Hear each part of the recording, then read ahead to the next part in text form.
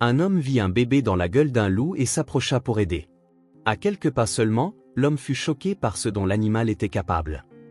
Avant de commencer les messages, vous devez savoir que vous n'êtes pas là, et c'est ainsi que vous quittez le canal que vous inscrivez, mais vous devez savoir plus si vous le faites. Richard traversa la cour d'un pas ferme, le regard dur et dépourvu de toute trace de compassion. Le matin était froid, le vent mordant faisait trembler les feuilles des quelques arbres sur le sol aride, mais rien de tout cela ne semblait le déranger. Le chien, enchaîné à un poteau rouillé, tremblait en essayant de rester debout. Son pelage blanc était terne, couvert de saleté et marqué par des taches de boue séchée. Les yeux de l'animal reflétaient quelque chose qui, pour un étranger, semblait être une supplique silencieuse, mais Richard ne remarquait jamais de tels détails. Pour lui, ce n'était qu'un autre fardeau, quelque chose qu'il ne voulait plus supporter. « Regarde-toi » dit Richard d'un ton mêlant mépris et irritation. Il donna un coup de pied dans un bol en aluminium qui était vide depuis des jours, produisant un bruit métallique qui résonna dans la cour. « Tu ne sers même pas au minimum requis, un chien qui n'aboie pas, qui ne garde pas la maison. À quoi sers-tu, sinon à me faire perdre mon temps et ma patience ?» Richard croisa les bras et regarda le chien comme s'il attendait une réaction qui pourrait justifier son mépris. Cependant, le chien se contenta de baisser la tête, se blottissant contre le sol comme s'il voulait disparaître. Pourtant, la queue du chien remuait lentement dans un geste presque involontaire. L'animal ne comprenait pas exactement ce que Richard disait, mais reconnaissait le ton de sa voix, les attitudes qui lui causaient douleur et peur. Pourtant, profondément dans son instinct, une étincelle d'espoir restait allumée. Peut-être que ce serait le jour où le bol serait rempli, où le froid serait soulagé, où la main dure pourrait se transformer en un geste d'affection. Mais Richard n'avait aucune intention de lui offrir cela.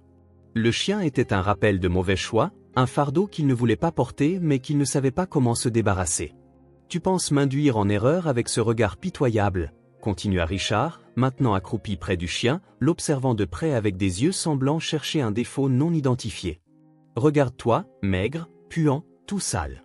Tu penses vraiment que tu vas gagner quelque chose ? Même le vent froid ne veut pas s'approcher de toi. » Richard poussa un rire sec tandis que le chien détournait le regard, n'osant pas regarder directement l'homme qui l'intimidait autant. Les jours de faim s'étaient déjà accumulés et le chien pouvait à peine se souvenir de la dernière fois où son bol avait été plein. L'eau dans la marmite à côté était trouble et le froid de la nuit semblait s'infiltrer jusqu'à ses os. Pourtant, le chien s'accrochait à ce peu d'énergie qui lui restait, essayant de rester debout. Chaque fois que Richard apparaissait, c'était comme si l'animal croyait encore que son obéissance pourrait gagner la gentillesse de son maître, mais cette gentillesse n'était jamais venue. Le chien ne comprenait pas pourquoi les choses étaient ainsi, mais sentait dans son innocence que quelque chose n'allait pas profondément.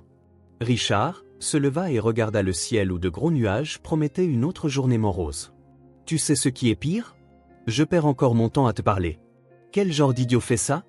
Je ne sais même pas pourquoi tu es encore là. Ça doit être parce que je suis trop tendre pour me débarrasser de toi une bonne fois pour toutes. Mais tu sais quoi ? Peut-être qu'il est temps de régler ça. » Il se retourna et commença à marcher vers la maison, laissant le chien seul une fois de plus. Le chien regarda Richard s'éloigner, ses pas résonnant sur la terre compacte tandis que le vent glacial faisait osciller la chaîne autour de son cou. L'animal s'allongea lentement, sentant ses os protester contre le sol dur et froid. Il ferma les yeux un instant, essayant de trouver du réconfort dans la position, mais la faim et le froid n'autorisaient pas le repos. Lorsqu'il rouvrit les yeux, il vit le bol vide et étira son museau vers lui comme par miracle, espérant que quelque chose pourrait apparaître, mais le bol resta vide, inerte, aussi dépourvu d'espoir que le chien lui-même commençait à se sentir. Même sans comprendre les mots ou les raisons, le chien ressentait le poids du mépris, le silence autour de lui n'était brisé que par le bruit de la chaîne qui le retenait et le vent hurlant entre les arbres. Le chien poussa un faible soupir triste, comme pour soulager une partie de la douleur qu'il portait. C'était une douleur qui ne venait pas seulement de son corps affamé, mais de quelque chose de plus profond, quelque chose qu'il ne savait pas nommer mais qui le faisait se sentir petit et inutile. Depuis la fenêtre de la maison, Richard regardait le chien pendant quelques secondes, les bras croisés et l'expression sérieuse. Il ne disait rien, mais à l'intérieur de lui-même, il justifiait ses actions avec des arguments qu'il savait fragiles. « Je n'ai pas le temps de m'occuper d'un chien », pensait-il. « S'il ne sert à rien, pourquoi devrais-je m'en soucier ? C'est la vie, tout le monde n'obtient pas ce qu'il veut. Je ne vais pas dépenser mon argent pour ça. » Mais au fond, Richard savait que ce n'était qu'une autre excuse, une manière d'éviter toute forme de responsabilité émotionnelle. À l'extérieur, le chien restait allongé, sa queue maintenant immobile comme si même ce petit geste était devenu un effort futile. L'espoir qui le faisait autrefois remuer la queue même faiblement semblait s'être épuisé. À cet instant, les yeux autrefois remplis d'attentes silencieuses étaient maintenant à moitié fermés, comme s'ils voulaient bloquer le monde qui les entourait. Le vent froid continuait de souffler, soulevant la poussière du sol et passant à travers son pelage déjà fin et sale, offrant un rappel constant de sa vulnérabilité.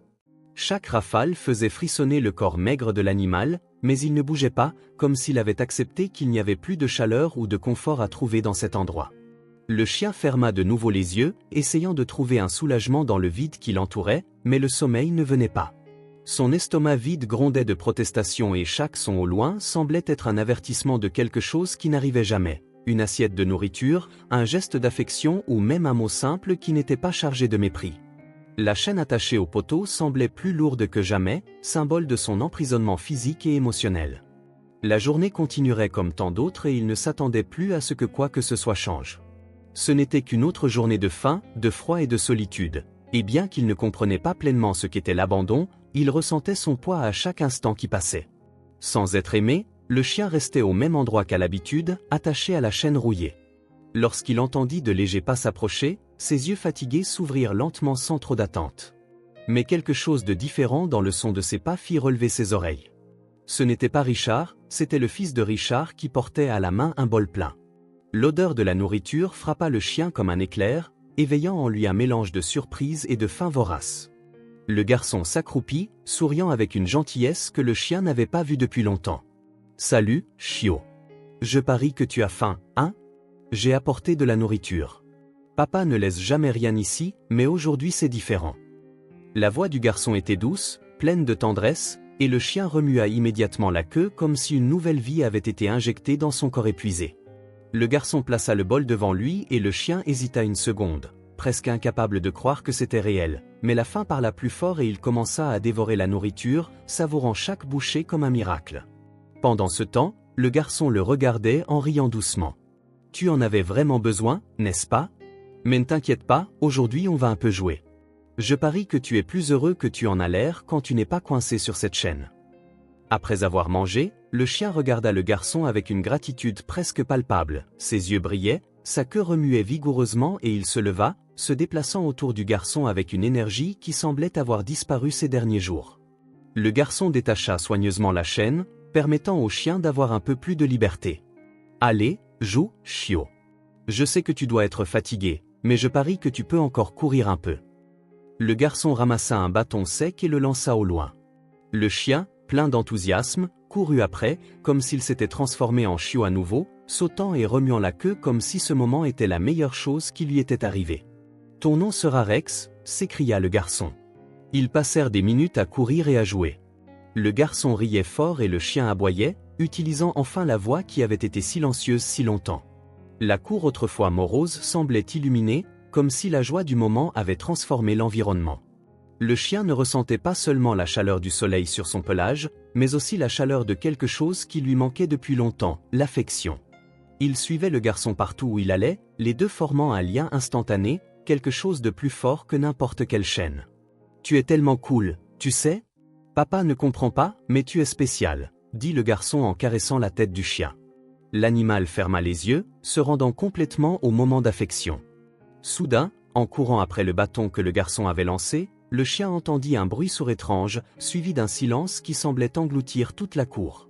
Lorsqu'il se retourna, il vit le garçon tomber maladroitement, son petit corps heurtant le sol avec une brutalité qui fit battre le cœur du chien. Les rires qui remplissaient autrefois l'air de chaleur disparurent comme s'ils n'avaient jamais existé, remplacés par un vide cruel et suffocant.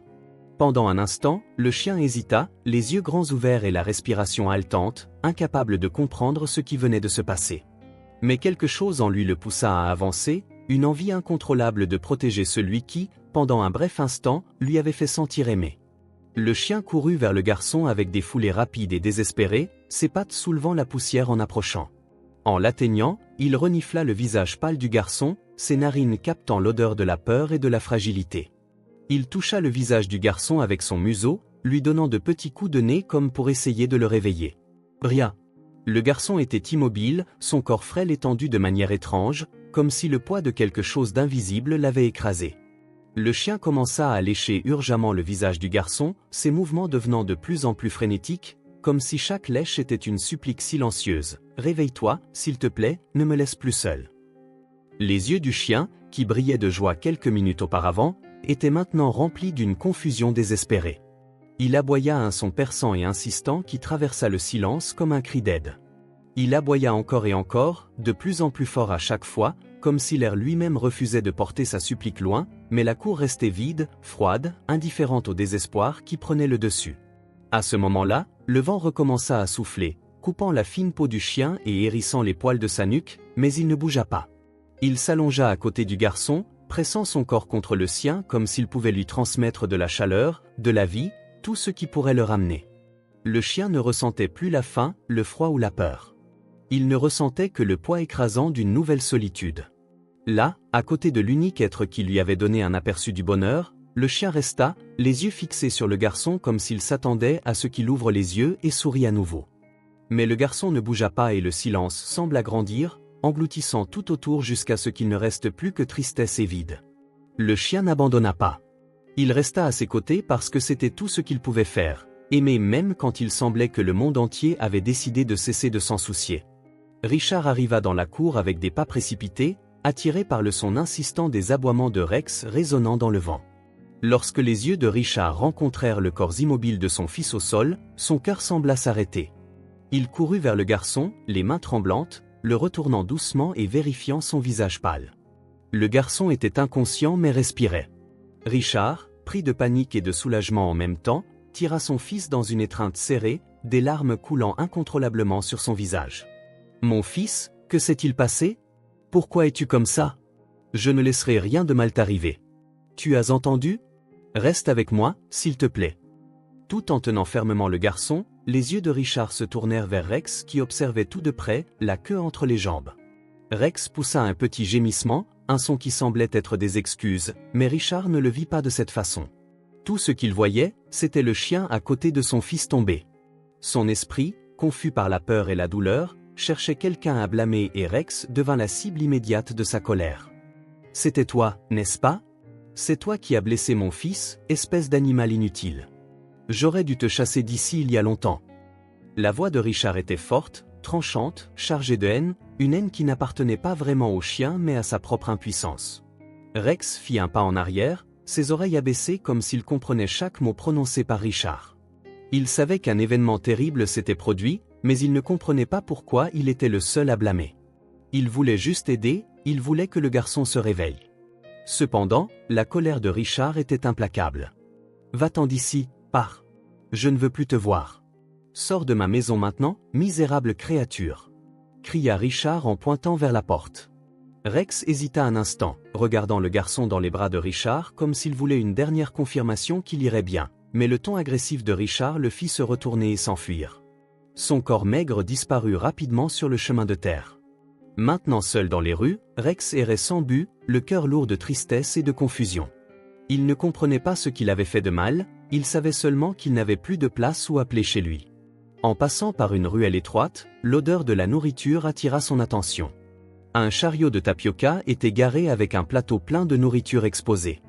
La faim, qui ne l'avait jamais complètement quitté, parlait plus fort. Rex s'avança, renversant le plateau et répandant la nourriture sur le sol avant même de pouvoir manger quoi que ce soit. Le propriétaire du chariot apparut en criant. « Espèce de chien sale, regarde ce que tu as fait. Qui va payer pour ça maintenant ?» Rex essaya de fuir, mais d'autres personnes commencèrent à apparaître, attirées par le tumulte. Il fut entouré de voix en colère et de doigts accusateurs. « Ce chien ne fait que des ennuis. Je l'ai vu partout, détruisant tout. Il devrait être pris par le ramasseur de chiens, c'est ce que méritent ces animaux de rue. » Rex se recroquevilla, pressant ses oreilles contre sa tête tandis que les cris continuaient. Certains lui lançaient des pierres, le frappant légèrement dans le dos et les pattes. Le chien poussa un petit gémissement, reculant encore plus, mais ne sachant pas où aller, il courut dans la rue principale, renversant un autre stand en chemin, ce qui ne fit qu'accroître les insultes et les accusations. Finalement, Rex trouva une ruelle vide et s'y cacha, haletant et les yeux humides de quelque chose que, s'il était humain, on décrirait comme des larmes. Il ressentait le poids de toute cette humiliation, la douleur d'être rejeté une fois de plus. Assis sur le sol froid et sale, Rex leva les yeux vers le ciel comme s'il cherchait des réponses ou un signe que tout cela pourrait s'améliorer, mais le ciel resta indifférent, tout comme le monde autour de lui. 2 jours s'étaient écoulés depuis l'humiliation de Rex dans les rues et le chien, toujours blessé par le rejet et les pierres qui lui avaient été jetées, errait sans but. Son corps maigre était sale, couvert d'une couche de poussière et de boue, et ses yeux autrefois pleins d'espoir étaient maintenant voilés par la douleur de la perte et de la solitude. Il évitait le contact avec les gens, craignant d'être rejeté à nouveau, et son estomac vide ne criait plus pour de la nourriture. Ce qui faisait le plus mal, c'était l'absence du garçon, celui qui, pendant un bref instant, avait été sa lumière au milieu des ténèbres. Pourtant, quelque chose le ramenait à l'endroit qu'il avait autrefois appelé chez lui. C'était aux premières heures du matin que Rex retourna chez Richard. Il entra furtivement par la porte arrière, ses pattes touchant le sol froid presque silencieusement, jusqu'à ce que quelque chose attira son attention. La maison était étrangement silencieuse. Aucun son de la voix de Richard ni les mouvements habituels des gens dans la rue. Rex s'avança un peu plus, en regardant par la fenêtre du salon, vit quelque chose qui le fit s'arrêter net. Au centre de la maison, une table était couverte d'un drap sombre et autour, plusieurs personnes étaient rassemblées avec des expressions graves et tristes. Sur la table, un cercueil fermé. L'odeur des fleurs et de l'encens dans l'air semblait étouffer la respiration du chien. Rex fronça le museau, une tension dans sa poitrine le fit reculer, mais sa curiosité le maintint là, immobile, observant de loin. Il vit Richard, l'homme qu'il avait expulsé, maintenant agenouillé près du cercueil, les yeux rouges de pleurs, les épaules affaissées, et il ressemblait à un homme vaincu, déchiré par le chagrin. À côté de Richard se trouvait la mère du garçon, également en larmes, les mains couvrant son visage. Le chien ressentit une profonde tristesse, un sentiment de vide comme si une partie de lui avait disparu avec le garçon. Il ne comprenait pas pleinement ce qui se passait, mais les lamentations des voix et l'atmosphère lourde indiquaient qu'un événement terrible s'était produit. Rex resta là longtemps, observant en silence, son corps toujours allongé et sa tête baissée en signe de respect. L'image du garçon, autrefois si plein de vie, semblait maintenant distante. Le chien voulait courir vers lui, lécher son visage comme il le faisait autrefois lorsqu'il jouait dans les jours heureux, mais le vide de cette maison désormais marquée par le deuil l'en empêchait. La présence du garçon, qui autrefois le remplissait de joie, n'était plus là. Il ne restait que la douleur, une douleur que Rex comprenait d'une certaine manière. Il ressentait le poids de la perte dans sa poitrine, même s'il ne savait pas comment nommer ce qui le consumait de l'intérieur. Sans la force de continuer à observer, Rex s'éloigna lentement, la tête encore baissée comme s'il portait le fardeau de la tristesse de toute la maison. Il s'éloigna du lieu de la veillée, se dirigeant vers la même ruelle sombre où il s'était réfugié les jours précédents. Là, dans le silence de la rue, le chien s'allongea, se recroquevillant sur lui-même. Le vent froid de la nuit toucha ses oreilles, mais il ne ressentait plus le froid d'avant. Il y avait quelque chose de plus froid dans sa poitrine, quelque chose que le vent ne pouvait réchauffer. Rex ferma les yeux, son corps tendu par tant de chagrin. Il savait qu'il ne reverrait plus le garçon et que sa vie, déjà difficile, semblait maintenant encore plus vide. Les jours passaient, une succession interminable d'heures vides. Pour Rex, désormais perdu dans les rues, sans le mépris de la maison de Richard et sans le rire du garçon qui lui avait autrefois apporté de la joie, il errait sans but, chaque pas marqué par la douleur de la faim et son estomac vide grondant en lui, rappel constant de sa misère. Les autres chiens, plus forts et plus agiles, réussissaient à trouver quelque chose à manger, mais Rex, faible et déprimé, n'avait pas la force de rivaliser. Il se traînait d'un côté à l'autre, reniflant les restes de nourriture laissés par les passants, mais à chaque tentative de trouver quelque chose, il se retrouvait rejeté, poussé par un coup de pied, une parole dure, pire encore, le mépris silencieux de ceux qui le voyaient comme une nuisance. Rex n'était plus le chien heureux qui courait dans la cour avec le fils de Richard. Son pelage, autrefois blanc et brillant, était sale, emmêlé et couvert de poussière, comme si la tristesse s'était matérialisée dans son manteau. Ses yeux, autrefois pleins d'espoir, étaient maintenant voilés par la douleur de la faim et de la solitude. Il ne pouvait plus se souvenir de la dernière fois qu'il avait eu un repas décent. Chaque jour, il se traînait dans les rues sans but, espérant que quelqu'un ou quelque chose le reconnaîtrait, peut-être comme un animal digne d'un peu de compassion, mais au lieu de cela, il était constamment repoussé. Un matin, alors qu'il essayait de renifler un morceau de pain jeté par terre, une femme passa et le regarda avec mépris. « Espèce de chien inutile », murmura-t-elle avant de lui donner un coup de coude, comme si la simple présence de Rex était une nuisance. Il recula, confus et blessé, mais n'avait pas la force de réagir.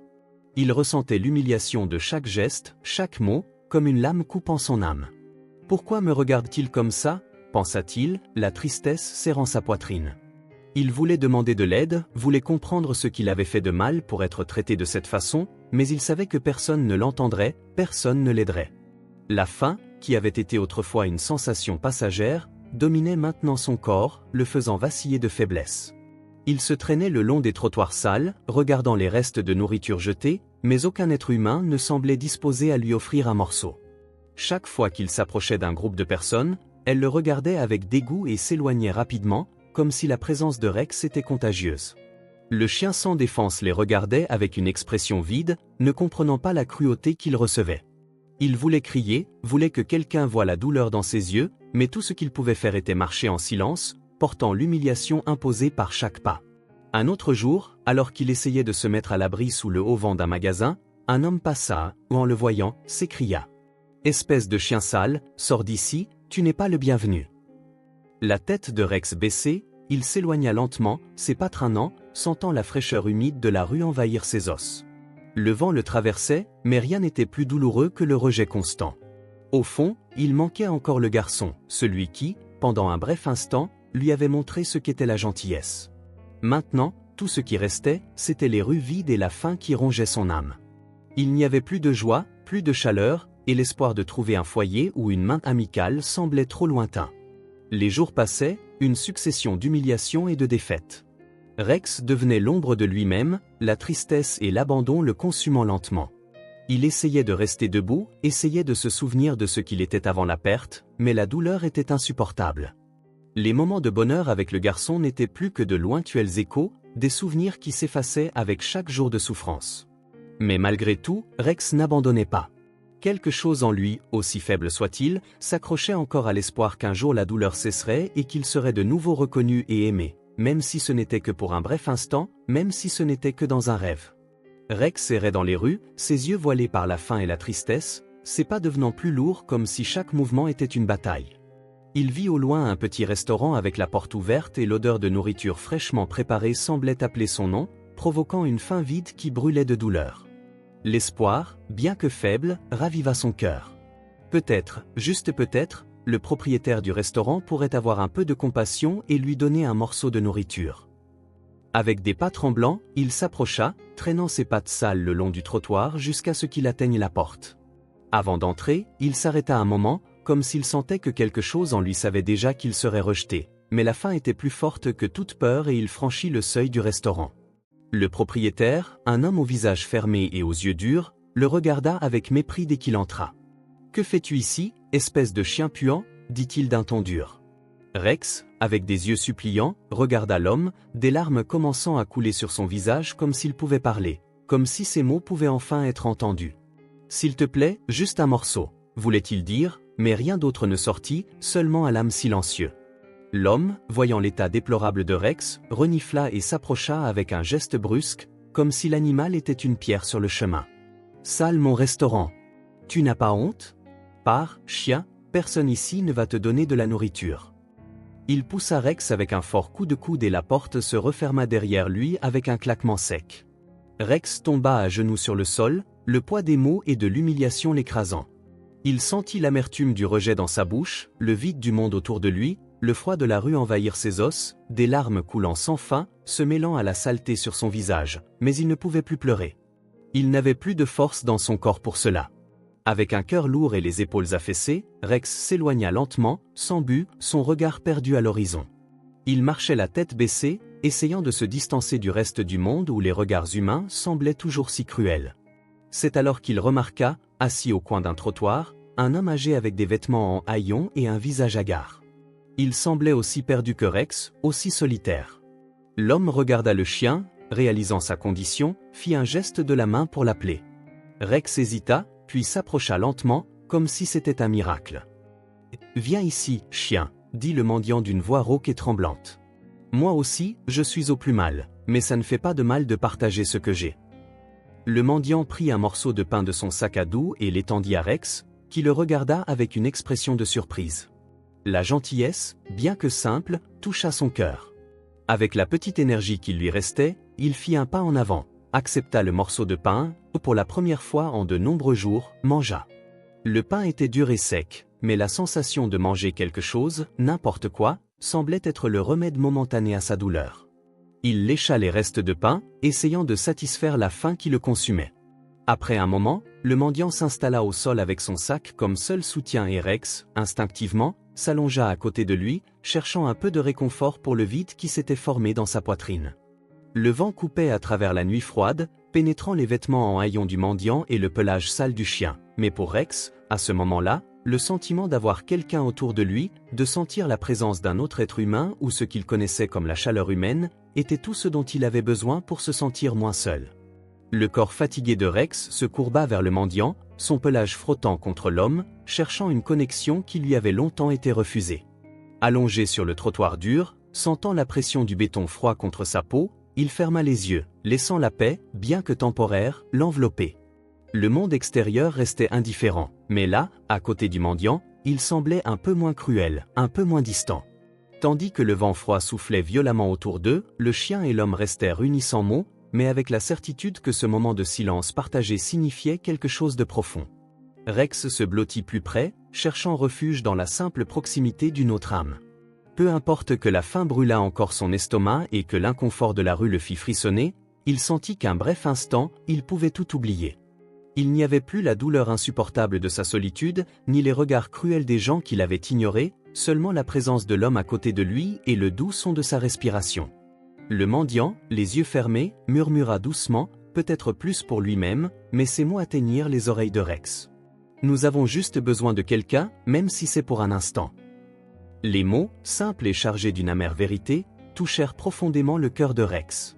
Pour la première fois depuis longtemps, il ne se sentit pas si petit et insignifiant. Avec une poitrine serrée et les yeux fermés, le chien se permit enfin de s'endormir dans la chaleur de sa compagnie et le réconfort des mots non dits. Rex trouva un repos qui, jusqu'alors, semblait impossible à atteindre. Le simple fait de ne pas être seul à ce moment-là suffisait à alléger légèrement le poids qu'il portait dans son cœur. Chaque souffle doux et paisible du mendiant semblait lui murmurer une promesse qu'il n'était pas complètement perdu.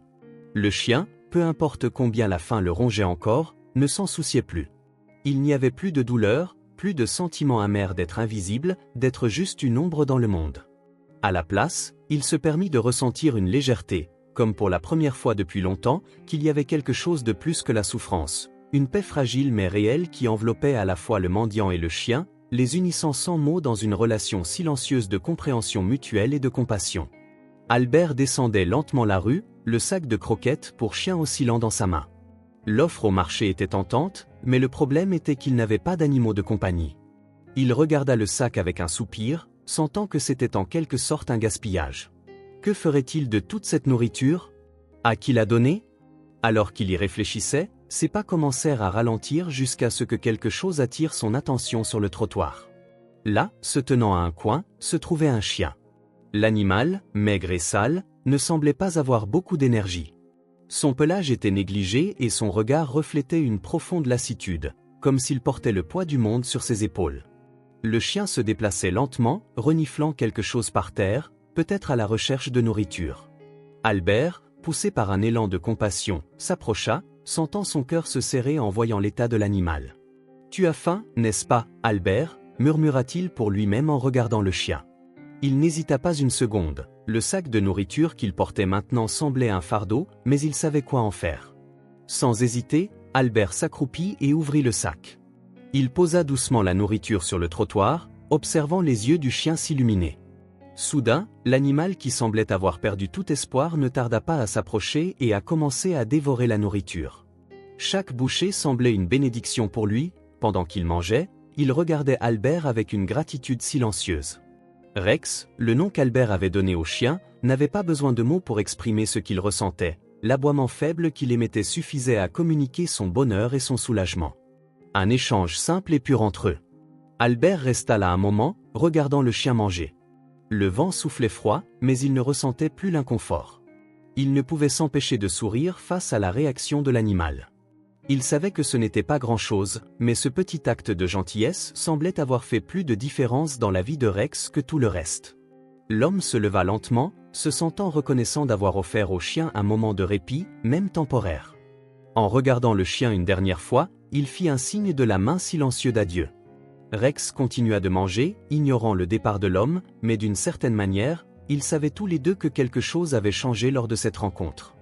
Albert rentra chez lui, le sac vide désormais suspendu à sa main, l'esprit plein de pensées. Comment sa vie allait-elle être maintenant? Il ressentait une agitation constante. En entrant dans la maison, il trouva Marie dans la cuisine avec Fernanda jouant dans un coin du salon. La fillette de 2 ans était perchée sur une chaise, riant en jouant avec un jouet coloré. Marie sourit en le voyant mais remarqua rapidement l'expression distante d'Albert, qui semblait porter le poids d'un grand secret. « Salut mon amour, comment s'est passée ta journée ?» demanda Marie en essayant de paraître décontractée, mais remarquant le changement dans son comportement. Albert s'approcha d'elle, ne sachant pas comment expliquer le tourbillon de sentiments qui traversait son esprit. Il ne voulait rien cacher, mais il savait aussi que sa décision prendrait Marie par surprise. Il la serra dans ses bras, poussa un profond soupir, et hésitant, dit « Marie, j'ai démissionné de mon travail ». Les mots restèrent suspendus dans l'air entre eux, et la réaction de Marie fut immédiate. Elle recula légèrement, le regard de surprise et d'incrédulité estampé sur son visage. « Tu as démissionné ?» répéta-t-elle, presque comme si elle n'arrivait pas à croire ce qu'elle entendait. Albert sentit une boule dans sa gorge. Il ne savait pas comment expliquer ce qui l'avait poussé à prendre cette décision impulsive. « Oui, j'ai démissionné », répondit-il d'un ton bas, essayant de rester ferme dans sa décision malgré la difficulté. « Je veux créer ma propre entreprise. Je dois essayer quelque chose de différent, Marie. Je sens que si je ne le fais pas maintenant, je n'aurai jamais une autre chance. » Marie resta silencieuse un moment, ses yeux fixés sur Albert, essayant de comprendre ce qu'il venait de dire. « Mais Albert, comment vas-tu tout quitter? Ton travail stable, la sécurité, tout ça pour une idée de création d'entreprise? Es-tu sûr de toi ?» demanda-t-elle, la peur et la confusion grandissant en elle. Les mots de Marie furent un coup direct pour lui. Il savait qu'elle s'inquiétait, mais il savait aussi qu'il devait essayer quelque chose. Une voix intérieure lui disait que s'il ne faisait pas cela, il ne pourrait jamais revenir en arrière et se pardonner. « Je sais que c'est risqué, » répondit Albert, sa voix devenant plus ferme malgré le doute persistant. « Mais j'ai besoin de faire plus pour notre famille. Je sens que si je continue à attendre, je resterai coincé dans cette même vieille vie, incapable d'offrir à Fernanda l'avenir qu'elle mérite. » Il regarda Marie avec une expression d'espoir, mais aussi une profonde peur qu'elle ne le comprenne pas. Le silence qui suivit fut lourd. Marie, la regardant, ne savait pas quoi dire. Elle voulait aussi le meilleur pour leur fille, mais la peur de l'incertitude la faisait hésiter. « Tu sais que ce ne sera pas facile, n'est-ce pas ?» finit par dire Marie, sa voix basse et pleine d'inquiétude. Créer une entreprise, partir de zéro, ce n'est pas juste un rêve, c'est un gros risque. Elle le regarda comme si elle essayait de comprendre ce qu'il y voyait, cherchant une logique dans ses paroles. Albert, ressentant le poids de la décision, hocha simplement la tête. « Je sais, Marie. Je sais tout ça, mais je sais aussi que si je n'essaie pas, je le regretterai et je ne veux pas ça. » Il savait qu'il jetait tout en l'air, mais à ce moment-là, il ne voyait pas d'autre alternative. Marie poussa un soupir, reculant un peu pour regarder Fernanda, qui jouait encore dans le salon, ignorant la tension entre ses parents. Albert se tenait devant Marie, l'écran de l'ordinateur ouvert montrant tous les détails de sa future entreprise. Il parlait avec enthousiasme, expliquant chaque étape de son plan, les phases qu'il avait soigneusement tracées. Pour lui, c'était une vision claire, un projet qui pourrait leur apporter la stabilité dont il croyait qu'ils avaient besoin. Avec ça, nous pourrons nous développer rapidement. J'ai des contacts, je sais comment faire en sorte que cela fonctionne, dit-il, semblant presque croire à ses propres mots. Un peu plus tard, Marie l'observait en silence, assise à la table, essayant de tout assimiler. Ses yeux, habituellement chaleureux et compréhensifs, étaient maintenant ternis par une inquiétude croissante. Et pour l'aspect financier, Albert, as-tu pensé à comment nous allons maintenir tout en marche avant que l'entreprise ne devienne rentable? Et pendant ce temps, qui va s'occuper de Fernanda? demanda-t-elle, essayant de ne pas être trop dure mais laissant transparaître ses doutes. Albert sourit nerveusement, essayant de maintenir sa confiance. « Ne t'inquiète pas pour ça maintenant, Marie. Je regarde déjà quelques options de prêt et nous pouvons demander de l'aide si nécessaire. Je m'en occupe, tu verras, tout ira bien, » répondit-il. Mais Marie remarqua quelque chose dans sa posture, une tonalité d'arrogance qu'elle ne reconnaissait pas. Il était tellement absorbé par son plan qu'il semblait avoir oublié la chose la plus importante, les besoins de leur famille. À ce moment-là, la réalité qu'il ignorait était claire comme de l'eau de roche. « Albert, tu ne comprends pas, répondit Marie, se levant de sa chaise, ses yeux maintenant fixés sur lui avec une tonalité de frustration. Tu t'es tellement laissé emporter par cette idée que tu as tout oublié ce qui est fondamental pour notre famille en ce moment. Comment allons-nous vivre pendant que l'entreprise ne rapporte pas encore? Tu penses que tout va se faire par magie? Elle commençait à perdre patience et ses mots devinrent plus forts. Je n'ignore rien, Marie, répondit Albert, irrité. J'essaie de faire quelque chose de grand pour notre famille, pour notre fille. Nous ne pouvons pas continuer à vivre cette vie limitée. Tu dois me faire confiance. Sa voix semblait forte, presque hors de contrôle. Marie le regarda, la douleur dans ses yeux et avec une expression reflétant son épuisement total, elle dit fermement, « Tu as fait une grosse erreur, Albert. Tu es tellement concentré sur l'avenir que tu as oublié de prendre soin de ce qui compte vraiment. C'est de l'égoïsme et tu ne le vois pas. » La tension entre eux était palpable. Marie fit un pas en arrière, ressentant le poids des mots qu'elle venait de prononcer. Albert, de son côté, sentit un frisson, ces mots durs le frappèrent de plein fouet. Il savait qu'il essayait de bien faire, mais quelque chose en lui commençait à remettre en question s'il faisait vraiment le meilleur pour sa famille. Soudain, un bruit étouffé interrompit le moment tendu entre eux. Marie et Albert se retournèrent rapidement. Fernanda, qui jouait sur le canapé, tombait de côté. De manière inattendue, le bruit de son corps heurtant le sol résonna dans la pièce, et Marie poussa un cri en courant vers sa fille. Albert resta figé un instant, le cœur battant la chamade, sentant l'adrénaline prendre le dessus sur son corps. L'atmosphère se remplit d'un silence tendu, interrompu seulement par le bruit des pleurs de Fernanda, mais ce son était étouffé par l'angoisse grandissante qui prenait possession de chacun. Marie se précipita pour s'agenouiller rapidement, prenant sa fille dans ses bras tandis qu'Albert s'approchait à grands pas, mais s'arrêtait à mi-chemin. La vue de sa fille, le visage contordu par la douleur, lui fit perdre tout sens. Tout semblait s'effondrer soudainement.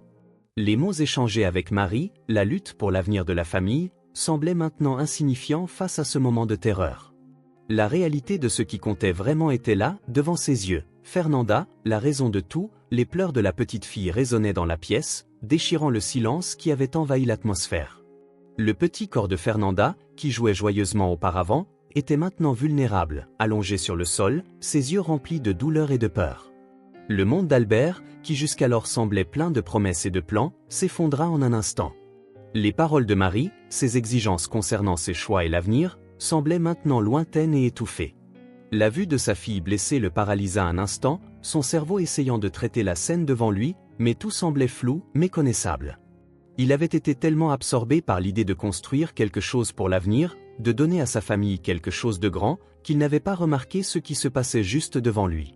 Le visage de Fernanda, encore en larmes, lui fit ressentir un poids écrasant dans la poitrine, un remords soudain.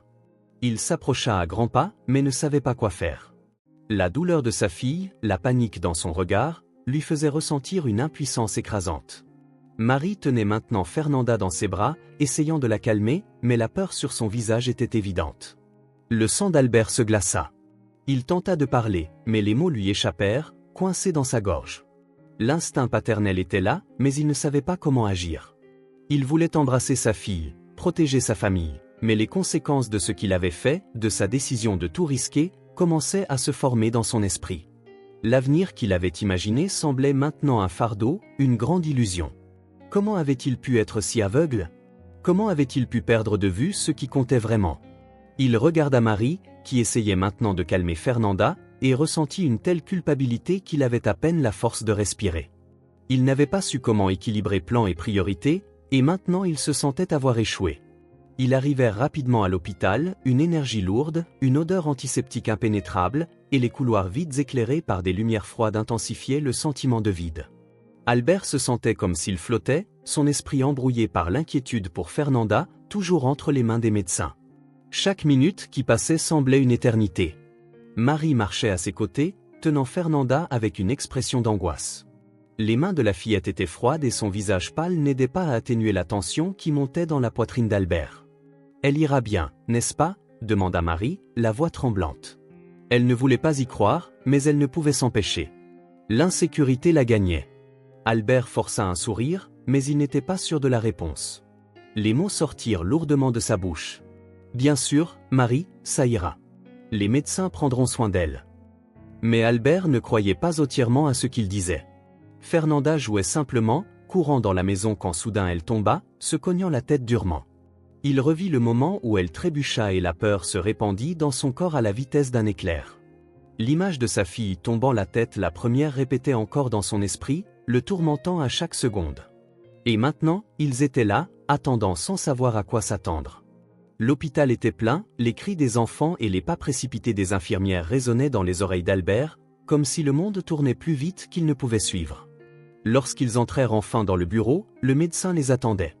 Il les salua d'un regard sérieux, mais il y avait quelque chose dans son expression qui apportait un peu de réconfort. « Je pense qu'elle va bien », dit le médecin en analysant les examens de Fernanda. « Il n'y a aucun signe de fracture ou de grave lésion cérébrale.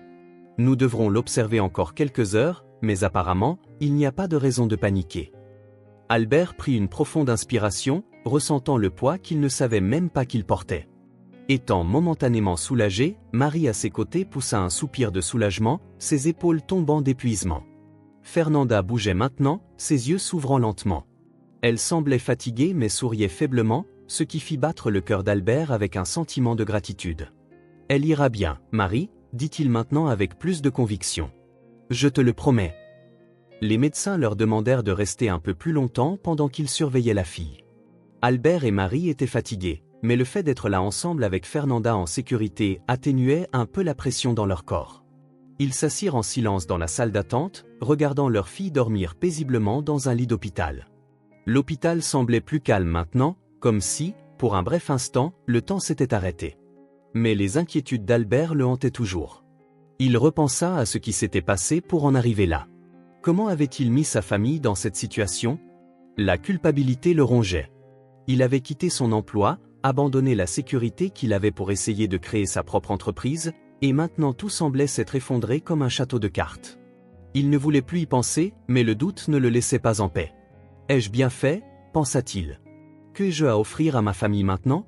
Où est la stabilité que j'avais promise à Marie? Et si l'entreprise échouait? Et si je ne pouvais pas assurer l'avenir de Fernanda et Marie? » La peur l'étouffait. Marie était à ses côtés, mais ils étaient distants, chacun plongé dans ses propres pensées, sa propre angoisse. La tension entre eux, qui s'était accumulée ces derniers jours, devenait de plus en plus évidente. Marie regarda Albert, ses yeux vides de colère mais pleins de déception. Elle savait qu'il traversait une période difficile, mais ce qu'il avait fait avait affecté tout le monde, surtout Fernanda. Elle voulait comprendre, vouloir soutenir, mais le sentiment de trahison était profond. Elle ne pouvait ignorer la gravité de la situation. Albert savait qu'au fond, elle n'était pas seulement inquiète pour Fernanda, elle était déçue de lui, de ses choix.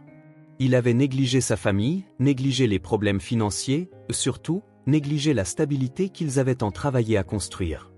Maintenant, ils étaient à l'hôpital avec leur fille blessée à cause d'une décision impulsive. Albert ressentait le poids de ses échecs serrant son cœur. Il regarda Marie et tenta de trouver les bons mots, mais rien ne semblait suffisant. Que pouvait-il dire? Les heures passaient lentement. Lorsque le médecin revint pour sortir Fernanda, elle était plus calme, avec une allure moins tendue. Elle se remettait bien et les médecins dirent qu'avec quelques heures d'observation supplémentaires, elle pourrait rentrer à la maison. Mais alors qu'Albert et Marie attendaient de recevoir les instructions finales du médecin, la tension entre eux était palpable. Ils n'avaient pas beaucoup parlé, mais il y avait une phrase non dite dans l'air, l'avenir, ce qui allait suivre. En quittant l'hôpital, Albert se sentit soulagé que Fernanda aille bien, mais quelque chose de plus lourd persistait. Il savait que les mots de Marie seraient durs. Lorsqu'ils montèrent dans la voiture, elle le regarda, d'une voix basse, dit « Tu as merdé, Albert. Tu vois maintenant ?» Ces mots coupèrent comme des lames, il comprit ce qu'elle voulait dire. Ce n'était pas seulement la chute de Fernanda, c'était tout ce qu'il avait fait. Il la regarda, essayant de rassembler la force de se justifier, mais quelque chose en lui savait qu'il ne pouvait pas se justifier. Elle avait raison, il avait fait un choix impulsif et risqué, et maintenant la facture était en train d'être réclamée. Quand Albert et Marie descendirent de la voiture, la tension dans l'air était presque palpable. La nuit froide enveloppait la rue et les lumières de la maison semblaient plus faibles que d'habitude. Albert, encore absorbé par les événements à l'hôpital et la discussion avec Marie, essayait de tout traiter, mais en ouvrant la porte de la maison, quelque chose le paralysa. Devant lui, à l'entrée, se tenait Richard. L'homme restait immobile, les bras croisés sur la poitrine, comme s'il savait déjà ce qui allait se passer. Son regard, perçant et acéré, était directement dirigé vers Albert, sans la moindre once d'empathie ou de pitié. Marie, à côté d'Albert, fronça les sourcils, regardant de l'un à l'autre, ne comprenant pas ce qui se passait. L'air entre eux devint lourd, comme si quelque chose de beaucoup plus grand allait s'effondrer. Albert avala difficilement, un frisson courant le long de sa colonne vertébrale. Il ne savait pas ce que Richard voulait, mais il pouvait sentir la pression, sentir au fond de lui que la situation allait déraper hors de son contrôle. La dernière chose qu'il avait imaginée, c'était que cette rencontre se produise maintenant, après tout ce qu'il avait traversé. « Richard, que fais-tu ici, Albert ?» parla-t-il d'une voix plus basse qu'il ne l'aurait souhaité, essayant de rester calme, mais son esprit était déjà en train de courir, essayant de comprendre ce qui allait se passer. Richard ne répondit pas immédiatement, il le regardait simplement, ses yeux aussi froids que des pierres. Une tension croissante prenait le contrôle de l'environnement. C'est alors qu'il parla enfin, sa voix profonde et rauque, comme s'il contrôlait complètement la situation. « Il est temps que tu me paies, Albert. Ce que tu dois le payer. » dit Richard avec une calme qui ne faisait qu'accroître l'inconfort qu'Albert ressentait, le poids des mots comme s'il recevait un coup direct au ventre. La dette, il savait exactement de quoi Richard parlait, mais le poids de la responsabilité mélangé à la situation de sa fille rendait son esprit confus. Marie, qui jusque-là était restée silencieuse, regarda Albert avec de grands yeux, complètement perdus. « Quelle dette, Albert ?» demanda-t-elle, sa voix presque en train de se briser. Cela n'avait aucun sens pour elle, il venait de traverser une situation tendue à l'hôpital et maintenant cela surgissait de nulle part. Albert prit une profonde inspiration, essayant de rester calme. Il ne voulait pas que Marie connaisse la vérité, mais il n'y avait plus moyen de la cacher. « Je lui dois de l'argent depuis quelque temps », dit-il avec un sentiment de culpabilité croissant. Il ne voulait pas l'admettre, mais il savait que cela faisait partie de ce qu'il était maintenant, quelque chose qu'il ne savait pas comment résoudre auparavant. « Tu ne m'as jamais dit que tu lui devais de l'argent, Albert, » répondit Marie, incrédule. La colère commença à monter dans sa voix. « Comment as-tu pu me cacher ça et pourquoi ne m'as-tu jamais dit ?» Richard, toujours silencieux, semblait observer la situation avec un léger sourire, comme s'il attendait ce moment de crise. Il ne se préoccupait pas de la dispute, il voulait quelque chose de bien plus important, le paiement de sa dette. « Tu as le choix, Albert, » dit Richard en interrompant la discussion, sa voix sans émotion mais implacable. « Soit tu paies, soit je m'assure de détruire ta maison. Je détruirai tout ce que tu as construit. » Albert se tourna vers lui, le visage tendu, les mots éclatant comme une explosion. « Détruire quoi, Richard ? Je fais déjà ce que je peux, je n'ai plus rien, que veux-tu de plus ?» Richard garda son regard fixé sur Albert, la menace était claire, il n'y avait plus de place pour le doute. « Tu sais de quoi je parle. Il ne sert à rien de discuter. J'exige ce qui m'appartient. » Marie regarda Albert, ses yeux remplis de douleur et de déception. Elle ne pouvait pas croire qu'il était impliqué avec quelqu'un comme Richard. Elle n'avait jamais imaginé que sa vie prendrait ce tournant et cela la laissait sans voix. « Albert, tu as fait une énorme erreur. Comment as-tu pu t'impliquer avec cet homme ?» Albert ne savait pas quoi dire. Il ressentait le poids de la déception de Marie sur ses épaules, mais il n'y avait plus de temps pour des explications ou des excuses. La réalité était là, devant lui sous la forme de Richard. Il savait qu'il n'avait aucune issue. Avant qu'Albert ne puisse répondre, quelque chose changea en Richard. Il regarda sur le côté, comme en attendant un signal, puis sa voix trancha l'air d'un ton froid et implacable. « Veux-tu parler de mon fils, Albert ?» demanda Richard, sa voix sèche et sans émotion. « Mon fils est mort. » Les mots sortirent de sa bouche comme un coup, sans aucun remords ni signe d'affection. Il n'offrit aucune explication ni mot de réconfort, juste une phrase froide et directe. La douleur de Richard semblait distante, enveloppée dans un mur impénétrable d'indifférence. Albert resta immobile, les yeux grands ouverts de choc, prenant le dessus sur son corps. Il ne s'attendait pas à entendre cela. La nouvelle était comme une lame tranchante déchirant ce qu'il restait de sa confiance en Richard. « Mais comment ? Qu'est-il arrivé à ton fils ?» demanda Albert, essayant encore de traiter les mots qui venaient d'être dits. « Mon fils ? Que lui est-il arrivé ?» Mais Richard ne semblait plus disposé à expliquer quoi que ce soit. L'air autour d'eux devint lourd, comme si le temps s'était arrêté. Marie, qui jusque-là était restée silencieuse, regarda d'Albert à Richard, son visage confus, ne sachant pas ce qui se passait. Elle ne comprenait pas ce qui se passait ni ce qui avait été dit. Les mots de Richard résonnaient dans son esprit, mais elle ne pouvait pas en donner un sens. Richard haussa les épaules, comme si la perte de son fils n'était rien de plus qu'une affaire de peu d'importance. cela ne te regarde pas, Albert. Ce qui compte maintenant, c'est ce que tu me dois. Quand tu seras prêt à payer, tu pourras me trouver. Je serai toujours là, dit-il en regardant les deux, comme pour faire leurs adieux, puis se tourna et se dirigea vers la porte. J'espère que tu te souviens de ce que tu as promis, dit-il presque en sortant de la maison, le ton menaçant et la froideur avec laquelle il partit faisant naître la peur dans l'air. Richard disparut dans la nuit, laissant Albert et Marie seuls, immergés dans le silence. La gravité du moment les frappa durement et aucun des deux ne savait quoi dire. Marie regarda Albert, ses yeux pleins de doutes et de questions, mais il n'avait aucune réponse. Il était paralysé, le poids des mots de Richard résonnant encore dans son esprit. Son fils, qu'il ne connaissait même pas, était mort. La présence de Richard, les menaces, tout cela semblait un cauchemar dont il ne pouvait se réveiller. Ils restèrent là en silence, les yeux lointains, la réalité de cette conversation s'infiltrant dans leur cœur. Quelque chose avait changé, mais quoi exactement ? Albert avait l'impression de perdre le contrôle de sa propre vie et la peur de l'avenir semblait plus réelle que jamais. Richard marchait dans la rue avec des pas fermes, comme si le monde autour de lui était quelque chose à dominer, non pas à vivre. Les gens l'évitaient, mais il savait que son regard sévère et son comportement autoritaire imposaient le respect, ou du moins la peur. Il observait les mendiants appuyés contre les murs, les chiens errants affamés, les enfants pieds nus mendiguant pour un peu d'argent, tous si méprisables à ses yeux. Il n'y avait aucune compassion dans son cœur, et s'il y en avait, c'était quelque chose de mort, enterré quelque part au loin, qu'il préférait oublier. Pour Richard, ceux qui vivaient en marge de la société n'étaient rien d'autre que des déchets humains. En passant devant un groupe de mendiants, le plus âgé leva la main tremblante pour demander quelque chose à l'homme. Avant qu'il ne puisse parler, Richard l'interrompit avec un rire sarcastique. « Que veux-tu, vieil homme ? Ne penses-tu pas qu'il est trop tard pour demander de la pitié ?» dit-il d'une voix aussi dure que la pierre, sans laisser le temps de répondre. Richard fit un pas en avant, ignorant le mendiant et sa demande, comme s'il ne valait même pas la peine d'être entendu. Richard continua son chemin sans détourner le regard, sa présence implacable. Un chien maigre et sale s'approcha de lui, cherchant des miettes. Richard le regarda avec mépris. « Errant, va-t'en d'ici » cria-t-il en repoussant l'animal. Le chien, effrayé, s'enfuit, mais Richard le regarda simplement sans aucun remords, comme si ce geste était naturel pour lui. La vie de ces êtres n'était rien de plus qu'une plaisanterie. Il prenait plaisir à humilier, marchant toujours avec la poitrine gonflée. Richard vit une enfant s'approcher. Elle avait peut-être 8 ou 9 ans, avec de grands yeux tristes et une main tendue attendant de l'aide.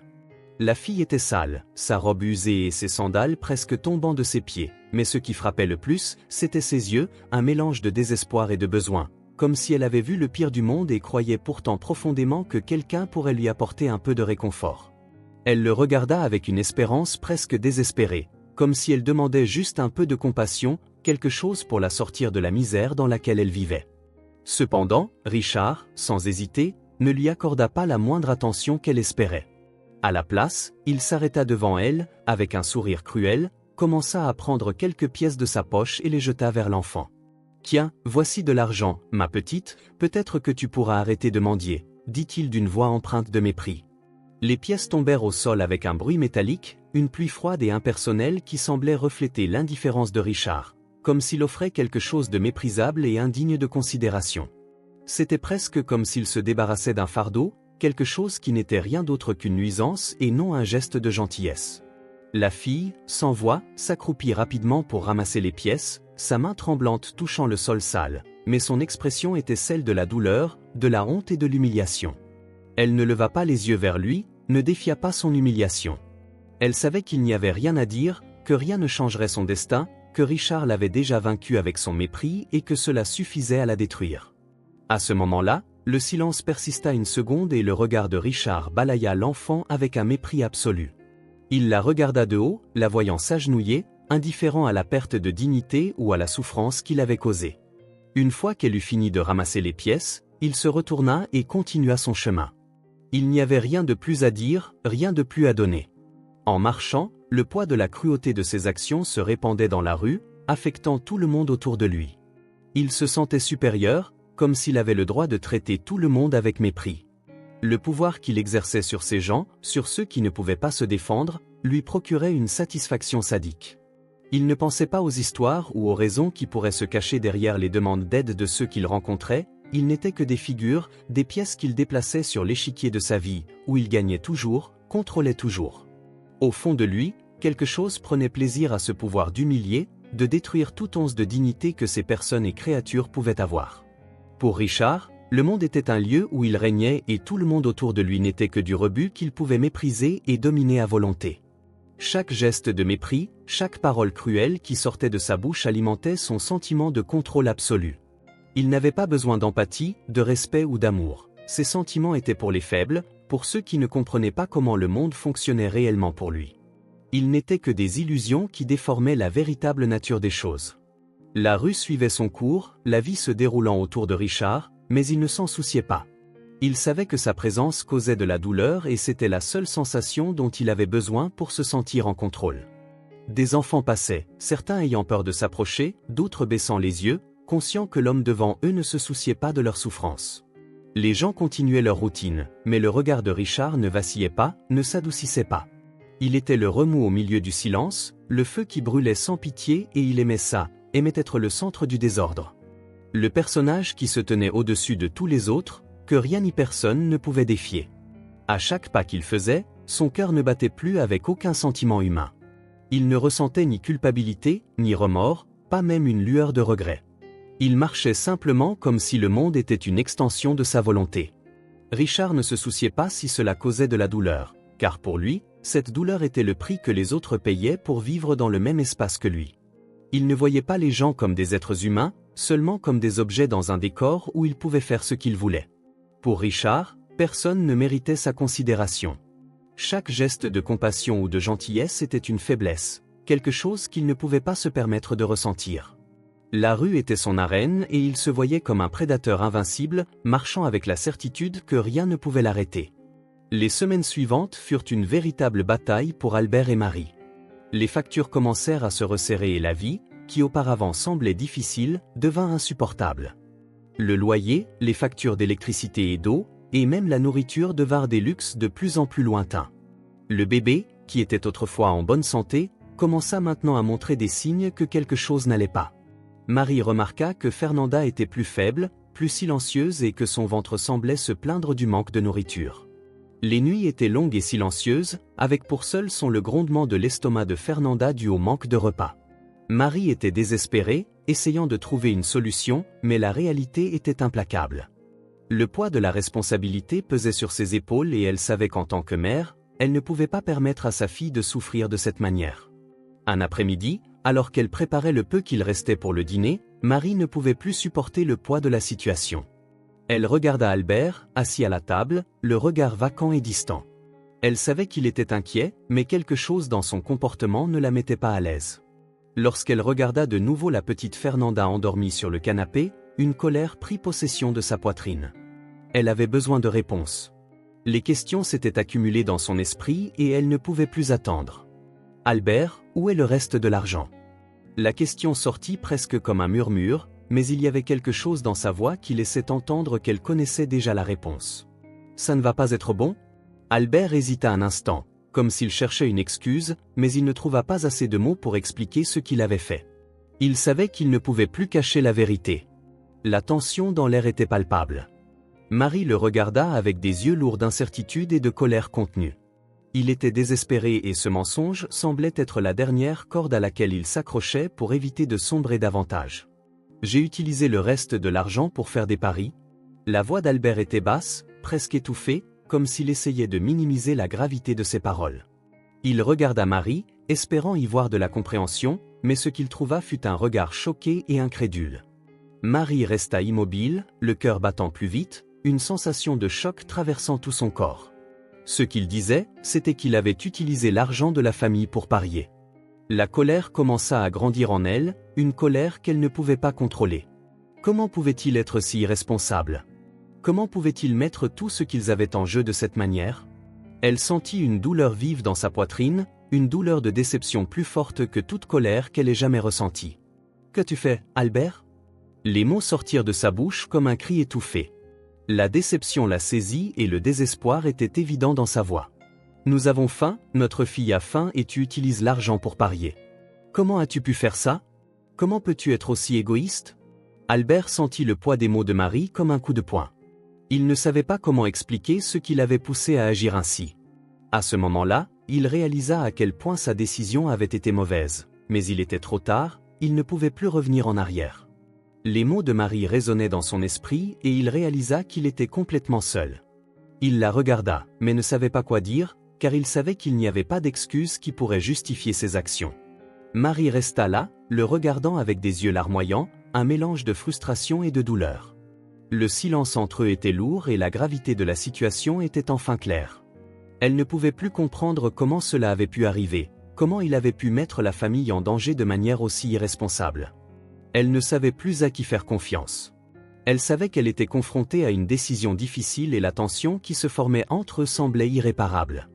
Marie resta silencieuse un instant, les yeux fixés au sol, comme si elle essayait de traiter ce qu'elle venait d'entendre. Le silence était plus lourd que n'importe quel mot prononcé. Elle savait qu'elle ne pouvait plus rester là, dans cet endroit, aux côtés d'Albert qui avait brisé sa confiance de manière si profonde.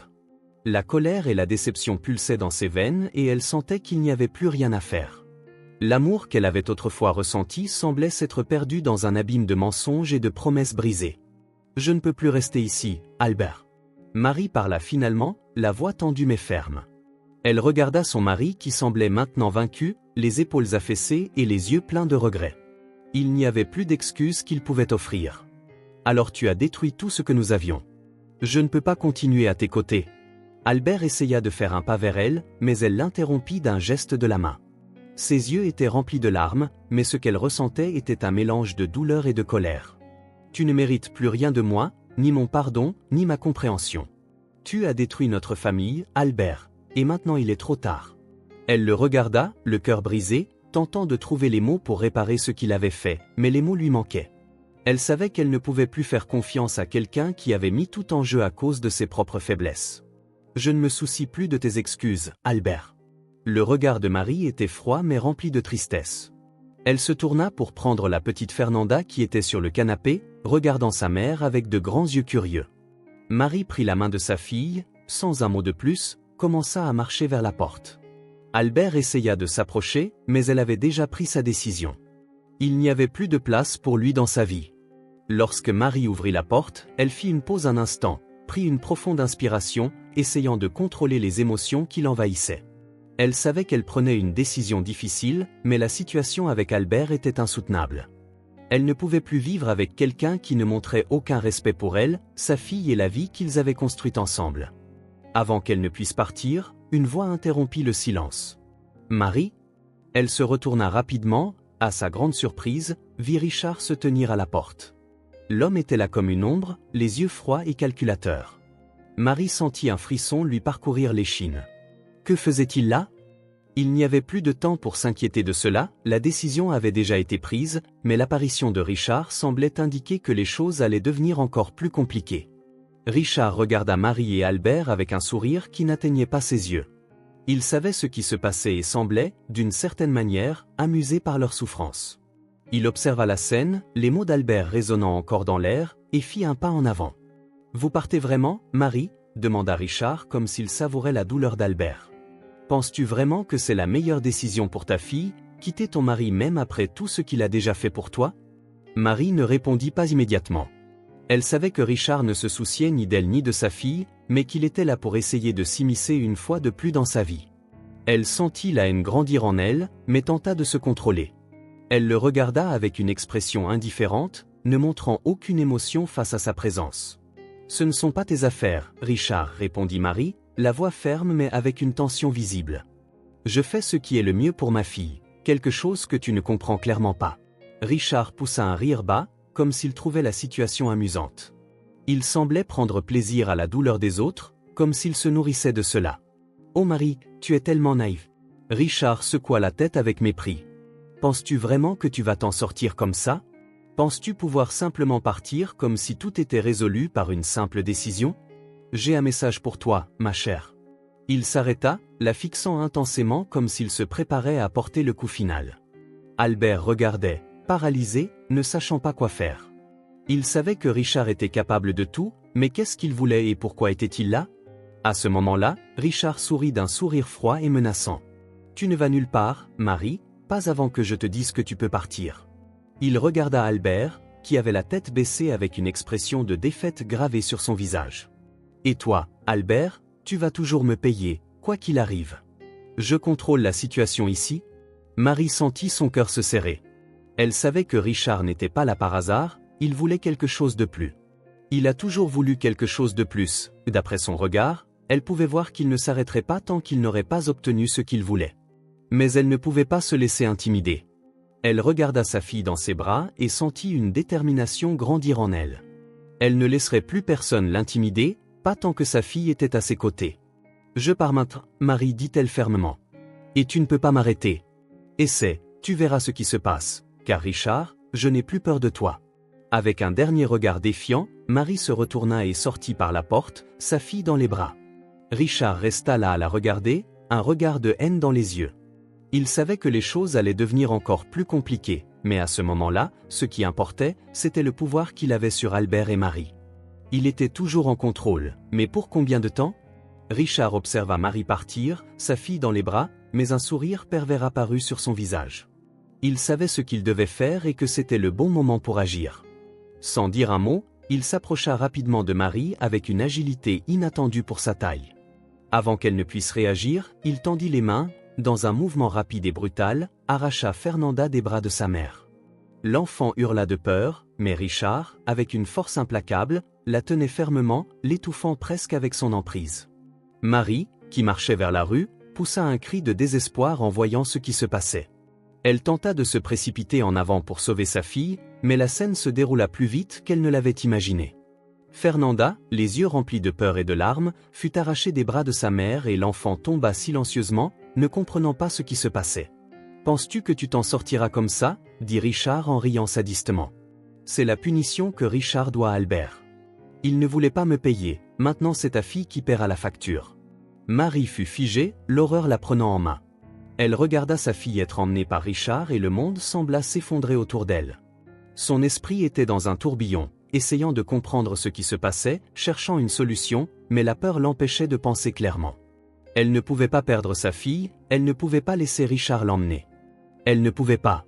Marie cria, courant après Richard avec tout le désespoir d'une mère voyant sa fille se faire enlever.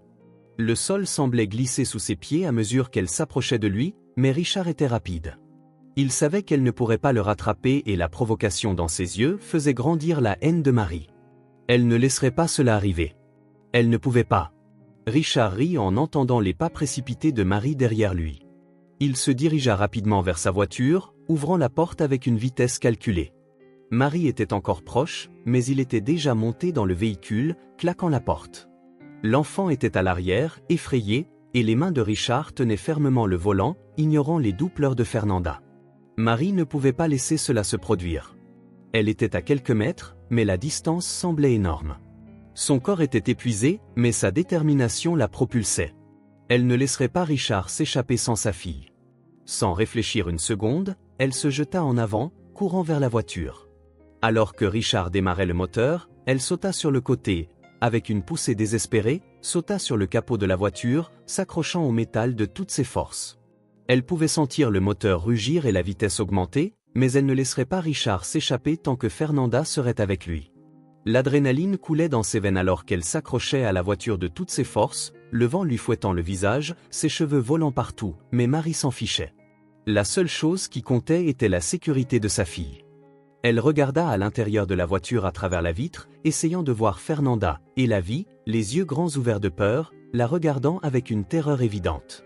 Cela brisa le cœur de Marie, mais elle ne pouvait pas abandonner. « Marie, que penses-tu faire » cria Richard depuis l'intérieur de la voiture, ses yeux remplis de colère et d'amusement. « Penses-tu vraiment m'arrêter comme ça? Tu perds le contrôle, ma chère. » Mais Marie n'entendit pas le son de ces mots, qui semblaient lointains et sans importance. Elle savait qu'elle ne pouvait pas arrêter cela. Elle ne pouvait pas échouer avec une force qu'elle ne savait même pas qu'elle possédait. Elle s'accrocha encore plus fermement à la voiture tandis que le véhicule prenait de la vitesse et commençait à prendre la route. Le sol vibrait sous elle et le sentiment de désespoir l'enveloppait. Elle regarda une fois de plus le siège arrière, voyant Fernanda toujours effrayée mais essayant de comprendre la situation, cherchant un peu de réconfort. Marie ne pouvait pas échouer maintenant. Elle savait que ce moment était crucial. Richard, réalisant que Marie était vraiment prête à tout pour l'empêcher de prendre sa fille, appuya sur l'accélérateur. La voiture s'élança, mais Marie ne lâcha pas prise. La vitesse du véhicule était terrifiante, mais elle n'était pas prête à abandonner. La peur de perdre sa fille était plus grande que toute peur que la voiture pouvait lui inspirer. Elle regarda l'horizon, voyant la route s'étendre devant elle et sentit un immense courage prendre possession de son corps. Elle ne savait pas ce qu'elle ferait si Richard ne s'arrêtait pas, mais elle savait qu'elle ne pouvait pas abandonner. Sa fille dépendait d'elle et peu importe à quel point Richard essayait, elle ne le laisserait pas la séparer de Fernanda. Le son du moteur et le vent fort étaient tout ce que Marie pouvait entendre et elle savait que ce moment marquerait leur avenir. Elle était en jeu, tout comme sa fille. Marie sentit le vent tranchant contre son visage, ses yeux larmoyant de l'effort pour rester sur la voiture de Richard. Chaque seconde qui passait sur la surface chaude du capot ressemblait à un test d'endurance et la douleur dans ses bras et ses jambes commençait à augmenter. Elle regarda de nouveau à l'intérieur de la voiture et des larmes coulèrent de ses yeux en voyant Fernanda sur le siège arrière, toujours en train de pleurer silencieusement, son cœur brisé à chaque seconde qui passait. Elle devait la sauver. Cependant, la voiture commença à accélérer et Marie, déjà affaiblie, sentit ses mains glisser du métal. Elle essaya de s'accrocher à nouveau, mais son corps ne pouvait plus suivre. Un cri étouffé de désespoir s'échappa alors qu'elle glissait du côté de la voiture, tombant lourdement sur l'asphalte brûlant. Son corps s'écarra contre le sol, l'impact du crash immédiat et douloureux. Elle hurla, mais le son fut étouffé par le rugissement de la voiture qui continuait d'avancer. Richard ne regarda pas en arrière, il continua, l'expression indifférente comme si de rien n'était, et Marie, avec son corps blessé et son cœur brisé, resta là, tombée dans la rue, luttant pour se relever, mais la douleur l'en empêchait. Elle vit la voiture disparaître au loin et le son du moteur ne devint qu'un écho lointain dans son esprit. Quelques minutes plus tard, l'ambulance arriva et l'emporta à l'hôpital. L'environnement froid et clinique de l'hôpital contrastait fortement avec le chaos qu'elle vivait. Marie fut admise avec des coupures et des ecchymoses visibles sur tout le corps, mais ce qui lui faisait le plus mal était la perte de Fernanda. Elle refusait de croire que sa fille était hors de sa portée. Elle ne pouvait pas laisser cela se produire. Albert se précipita à l'hôpital, le visage pâle comme s'il avait affronté une tempête intérieure. Lorsqu'il entra dans la chambre, il vit Marie allongée sur le lit, les yeux fatigués, mais il y avait autre chose, de la douleur. Il s'approcha et s'agenouilla à côté d'elle, prenant ses mains blessées dans les siennes. Marie le regarda avec des yeux vides, ne sachant que dire. Le silence entre eux était lourd, mais Albert finit par parler. « Je vais sauver notre fille, Marie, dit-il avec une promesse ferme dans la voix, bien que la détresse soit visible dans ses yeux. Je ferai tout ce qu'il faut. Je ne laisserai pas Richard s'en tirer comme ça. Je ne le laisserai pas détruire notre famille. » Marie, bien que débilitée, parvint à le regarder, son regard s'adoucissant légèrement. La douleur était toujours là, mais le soulagement d'entendre ces mots lui donna l'impression qu'il y avait de l'espoir, aussi lointain soit-il. Elle savait que malgré tout, Albert était à ses côtés.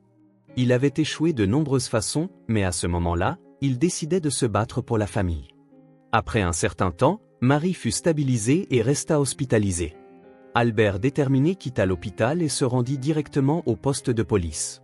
La police devait savoir ce qui se passait. Il savait qu'il ne pouvait pas faire cela seul, qu'il avait besoin de l'aide des autorités pour retrouver Richard et l'empêcher de causer plus de mal. Lorsqu'il arriva, il se précipita à l'intérieur, cherchant une solution. « J'ai besoin d'aide » dit Albert à l'officier en charge, déjà exposant l'urgence de la situation. « Il y a un homme nommé Richard qui a kidnappé ma fille et j'ai besoin que vous fassiez quelque chose. Il l'a emmenée quelque part et je sais qu'elle est en danger. » L'officier le regarda avec une expression curieuse, mais vit le sérieux dans ses yeux. « Calmez-vous, nous allons commencer une recherche immédiatement. Avez-vous plus d'informations sur l'endroit où il pourrait être ? » « Je ne sais pas exactement, mais il a un petit magasin. Je sais qu'il traîne souvent là-bas. Si vous le trouvez, je vous garantis qu'il a ma fille. » L'officier hocha la tête, avec son équipe, partit enquêter. Albert, bien qu'il sentît qu'il faisait la bonne chose, ne pouvait s'empêcher de se sentir impuissant. Chaque minute qui passait sans nouvelles de Fernanda ressemblait à un poids sur sa poitrine. Il savait qu'il devait agir rapidement. La recherche à travers la ville était tendue et frénétique, mais finalement, la police trouva Richard caché dans un petit magasin au centre-ville. C'était un endroit déserté, plein de poussière et de saleté, comme si personne ne l'avait vraiment recherché. Richard était là, regardant les officiers de police avec une expression méprisante. Lorsqu'Albert arriva au magasin, il vit Richard debout là, les observant avec un sourire sadique sur le visage. Le cœur d'Albert s'emballa et il s'approcha rapidement, la haine brûlant dans ses veines. « Où est ma fille, Richard » cria-t-il, les poings serrés. « Tu ne t'en sortiras pas d'ici sans me dire où elle est. » Richard le regarda froidement, sans aucune émotion sur son visage. « Tu penses pouvoir me menacer » lâcha-t-il un rire bas et malveillant. « Elle est loin, Albert, très loin de toi. » Il fit une pause, avec un sourire cruel, ajouta « Je l'ai jetée dans les montagnes où les loups vivent. » C'est le prix que tu paies pour ne pas avoir remboursé ta dette. Albert sentit le sol disparaître sous ses pieds. Son esprit ne pouvait pas traiter ce qu'il venait d'entendre. L'air autour de lui semblait être aspiré et le poids des mots de Richard tomba sur lui avec une force dévastatrice. Loup, montagne, qu'est-ce qu'il voulait dire par là? Le choc le saisit et il resta paralysé, ne sachant pas comment réagir. Les officiers de police observaient Albert en silence, semblant comprendre l'intensité du moment, mais ils ne pouvaient rien faire pour atténuer la douleur qu'il ressentait. Richard se tenait devant lui, passif, comme s'il ne faisait qu'accomplir un rôle cruel qu'il s'était imposé. Cependant, Albert ne pouvait pas traiter quoi que ce soit d'autre autour de lui. Les mots de Richard, secs et dépourvus d'émotion, résonnaient comme une sentence de mort dans ses oreilles. L'idée que Fernanda pourrait être à la merci des loups dans les montagnes, avec la sauvagerie de la nature comme seul compagnon, déchirait son esprit. Son cœur était gelé et l'angoisse l'étouffait, mais une flamme de détermination commença à grandir en lui, affaiblissant la panique initiale. La douleur se transforma lentement en colère et il savait qu'il ne pouvait pas simplement rester là à attendre une solution qui ne viendrait jamais. Il sentait quelque chose à l'intérieur de lui se briser, mais cette douleur le propulsait aussi, le poussait à agir, peu importe le scénario désespéré, peu importe la distance du danger, Fernanda avait besoin de lui et il ne faillirait pas. Si la police n'était pas assez rapide, il y irait seul. Rien ni personne ne l'arrêterait dans sa quête pour ramener sa fille. À chaque pas qu'il faisait vers Richard, il s'éloignait davantage du doute et ressentait l'urgence de partir immédiatement avec l'espoir de rejoindre Fernanda avant qu'il ne soit trop tard. Albert était à bout de nerfs, les mots de Richard résonnant encore dans son esprit, une menace devenue réalité à chaque pas qu'il faisait dans les montagnes glacées. « Je l'ai jeté dans les montagnes où les loups vivent. » La froideur de Richard, l'indifférence dans sa voix, était une douleur aiguë qui déchirait le cœur d'Albert, mais il ne pouvait pas s'arrêter. Pas maintenant, pas après tout ce qui s'était passé. La voiture louée trottina sur les routes chaotiques alors qu'il approchait de la zone désolée que Richard avait indiquée. La peur, le doute et la colère étaient un mélange incontrôlable en lui. Il sentait le poids de chaque instant comme s'il s'apprêtait à entrer dans un abîme sans fin. Les arbres semblaient plus grands là-bas, les ombres plus denses et le froid coupant jusqu'aux os. Albert ne savait pas à quoi s'attendre, mais il savait ce qu'il devait faire. Laissant la voiture derrière lui, il marcha seul le long du sentier, le bruit des feuilles sèches craquant sous ses pieds. Les montagnes vastes et solitaires l'entouraient et le sentiment d'être observé grandissait à chaque pas. Il n'avait pas peur des loups, ce qui le terrifiait, c'était ce qu'il pourrait y trouver ou ce qui n'y serait plus. Il suivit le sentier hâtivement, repoussant les branches des arbres. Le paysage était cruel et sans vie et son esprit tournait sans cesse avec de terribles possibilités à chaque tournant.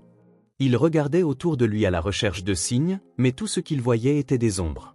Chaque seconde ressemblait à une éternité et l'agonie de ne pas savoir si sa fille était vivante ou morte le rongeait. Soudain, un son bas et subtil traversa le silence de la nuit. Albert s'arrêta immédiatement, ses yeux scrutant l'obscurité devant lui. C'est alors qu'il le vit, une forme se déplaçant lentement entre les arbres. Ses yeux s'écarquillèrent, son cœur battant la chamade. Il ne pouvait pas croire ce qu'il voyait. C'était Rex, le chien, debout là, immobile, mais avec quelque chose d'inhabituel dans sa bouche. Albert sentit son estomac se nouer. Le chien portait quelque chose et la vue de Rex tenant cet objet dans sa bouche faisait que son corps se figeait. L'animal s'approcha lentement, sans hâte, comme s'il savait qu'Albert l'attendait. Puis, à mesure que la distance entre eux se réduisait, Albert put clairement voir ce que le chien portait. C'était Fernanda, la fille d'Albert, là, dans ses bras tremblants. Mais ce qui le terrifiait le plus, c'était l'état dans lequel elle se trouvait. Sa peau était pâle, ses lèvres avaient une teinte bleutée et elle semblait fragile, presque sans vie. Rex, avec son pelage blanc doux, semblait prendre soin d'elle, la tenant doucement dans sa bouche comme s'il savait quoi faire. Mais l'image du chien portant Fernanda dans sa bouche avec une expression de calme détermination ressemblait à une vision de cauchemar. Albert sentit ses jambes s'affaiblir, le choc prenant le contrôle de son corps, mais il n'y avait pas de temps pour hésiter. Il fit un pas en avant, ses yeux fixés sur sa fille, ses mains tendues pour la prendre. Chaque seconde semblait s'étirer alors qu'il essayait de comprendre ce qui se passait, comment Fernanda en était arrivée là. Mais avant qu'il ne puisse bouger, Rex le regarda avec ses yeux sombres et perçants et fit un pas en arrière, gardant Fernanda dans sa bouche. Le chien était là, sans dire un mot, mais le silence de sa présence était plus fort que n'importe quelle réponse. Il semblait attendre quelque chose, comme un gardien accomplissant sa tâche sans hâte. Le cœur d'Albert battait la chamade alors qu'il regardait Fernanda, ce corps fragile et presque sans vie, et son esprit explosait dans un tourbillon de questions et de peur. Comment s'était-elle retrouvée là? Qu'avait fait Richard? Mais il ne pouvait pas perdre de temps avec des questions maintenant, il devait agir. Il prit un autre pas en avant, mais au moment où il était sur le point de prendre sa fille dans ses bras, Rex fit un pas en arrière et se tourna légèrement, comme s'il allait disparaître dans l'obscurité avec elle. Albert s'arrêta, l'air lourd et dense, ressentant la pression du silence écrasant sur lui. Que devait-il faire? Que se passait-il? Puis, avant qu'il ne puisse prendre une décision, le monde autour de lui sembla se figer. La vue de Rex disparaissant dans l'obscurité avec sa fille dans ses bras, l'emmenant plus loin qu'il ne pouvait atteindre, le laissa paralysé. Le désespoir prit possession de son être, la peur de perdre Fernanda pour toujours le consumait complètement. Il essaya de courir, mais ses pieds ne répondaient pas. Le chien s'éloignait lentement, chaque mouvement le rendant plus distant jusqu'à ce qu'il disparaisse complètement dans les ombres de la forêt. Albert resta là, impuissant, son esprit hurlant tandis que son corps ne pouvait pas réagir. Fernanda, sa fille, sa raison de continuer, tout glissait entre ses doigts. Le son de la nuit l'enveloppait, le vent murmurant à travers les arbres comme un murmure lointain, et tout ce qu'il pouvait faire était de fixer l'obscurité, perdu, ne sachant pas ce qui allait suivre. Rex revint avec la meute, tenant toujours le bébé dans sa bouche. Albert était paralysé, les yeux fixés sur le chien blanc se tenant devant lui.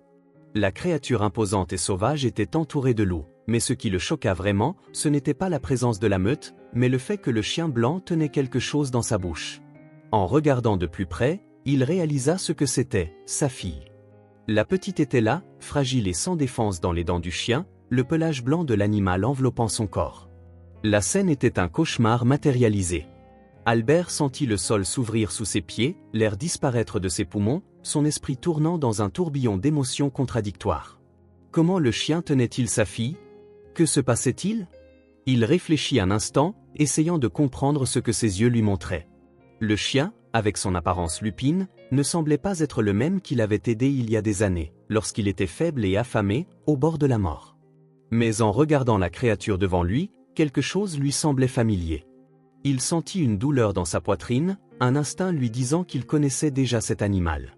Le chien qui tenait maintenant sa fille dans sa bouche ne semblait pas menaçant, mais plutôt distant, comme s'il faisait partie de quelque chose de plus grand. La meute autour d'eux observait silencieusement la scène. L'animal regarda Albert avec une calme inquiétante, comme s'il savait que son rôle dans la vie d'Albert avait complètement changé. « Non, ne fais pas ça », murmura Albert, sa voix emplie de désespoir. Il ne comprenait pas ce qui se passait, ne pouvait pas traiter l'idée de voir sa fille si sans défense, traitée de cette manière. Mais le chien, ou quoi que ce soit maintenant, semblait indifférent à toute demande d'aide. Il resta là, ses yeux fixés sur Albert tandis que sa fille était encore vivante dans sa bouche. L'esprit d'Albert tournait à la recherche de réponses. C'est alors qu'il réalisa que ce n'était pas un loup, mais le chien blanc qu'il avait trouvé il y a quelques jours, cet animal maigre et débilité qu'il avait aidé à sauver. Le même chien qui, au fil du temps, s'était laissé aller à la sauvagerie, s'adaptant au monde des loups sans perdre ce regard qu'Albert reconnaissait maintenant. Mais quelque chose avait changé. Le chien était fort, confiant et faisait maintenant partie de la hiérarchie de la meute, respecté. Albert était dévasté, incapable de faire un pas de plus. La peur de perdre sa fille le consumait, mais il savait aussi qu'il ne pouvait pas agir précipitamment. Il devait trouver un moyen de sauver Fernanda, mais il ne savait pas comment. Le chien n'était pas agressif, mais sa présence aux côtés de la meute le laissait impuissant. Il ne savait pas si le chien essayait de protéger Fernanda ou si c'était juste une façon d'exercer son pouvoir sur lui. L'air était lourd de tension. Albert savait que chaque mouvement qu'il faisait pouvait être crucial, mais les options semblaient rares. Il regarda de nouveau sa fille, maintenant si petite et vulnérable, toujours dans la bouche du chien, et la douleur s'approfondit dans sa poitrine. Le souvenir de tout ce qu'il avait fait pour cet animal et de la manière dont il avait été ignoré par lui le laissait maintenant en morceaux. Mais au milieu de la douleur et de la peur qu'il aurait pu abandonner, il avait sauvé ce chien une fois et maintenant c'était au tour du chien de sauver sa fille. Il devait croire qu'il y avait encore quelque chose de bon, quelque chose d'humain dans cet animal qui l'avait aidé. Le désespoir et l'espoir luttaient en lui, mais peu importe combien il essayait, il ne pouvait trouver de solution immédiate. La seconde semblait durer une éternité alors qu'il faisait face au chien blanc, l'animal qu'il connaissait mais qui maintenant semblait si éloigné de tout ce qu'il avait espéré. Il sentait que la vie de sa fille était suspendue là, entre l'animal et la meute, et que peu importe combien il voulait se battre, il était hors de contrôle. Tout ce qu'il pouvait faire maintenant était attendre une réaction, attendre une chance et surtout attendre un miracle. Il ne savait pas si le chien le reconnaissait, s'il y avait quelques signes d'affection ou de gratitude dans le regard de cet animal, mais à ce moment-là, il ne pouvait qu'attendre en espérant que ce qui était de bon en lui émergerait. Albert fit un pas de plus, presque à bout de souffle. La dernière chose qu'il ressentit fut le vent froid avant que, une fois de plus, tout ne retombe dans le silence alors qu'il attendait que le destin de sa fille se déroule devant ses yeux. Albert était là, le cœur battant la chamade, ressentant le poids du moment à chaque respiration. Il était à quelques pas du chien blanc, sa fille toujours dans la bouche de l'animal, mais au lieu de voir une menace, il ressentit quelque chose de plus profond.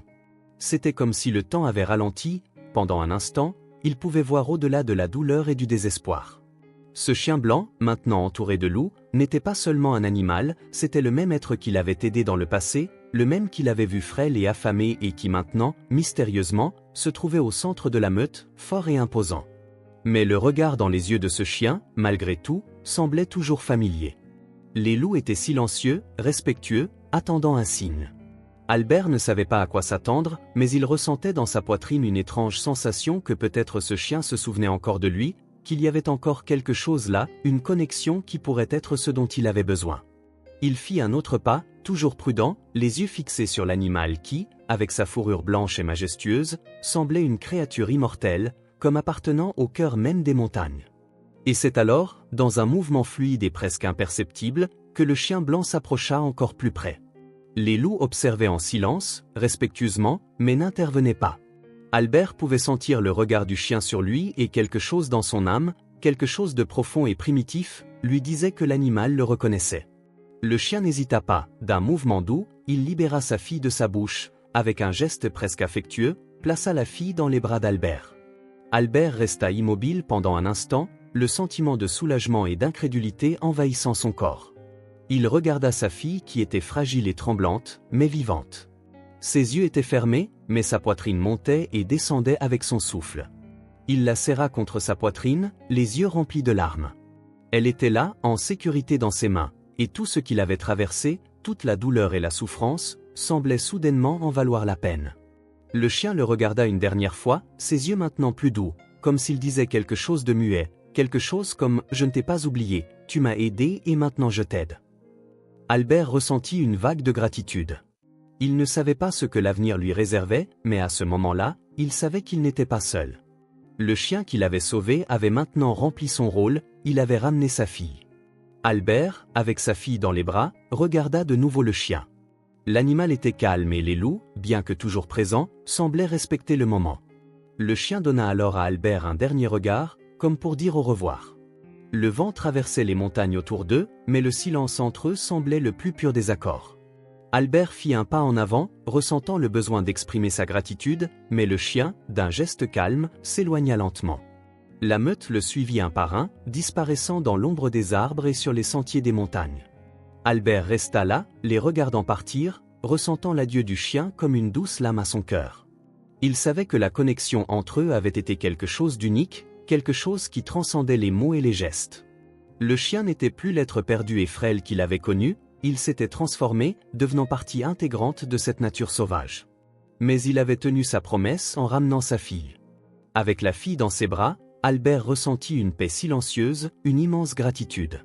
Il savait que le chien ne reviendrait pas, qu'il avait fait sa part, mais il savait aussi que d'une certaine manière, cette rencontre avait tout changé.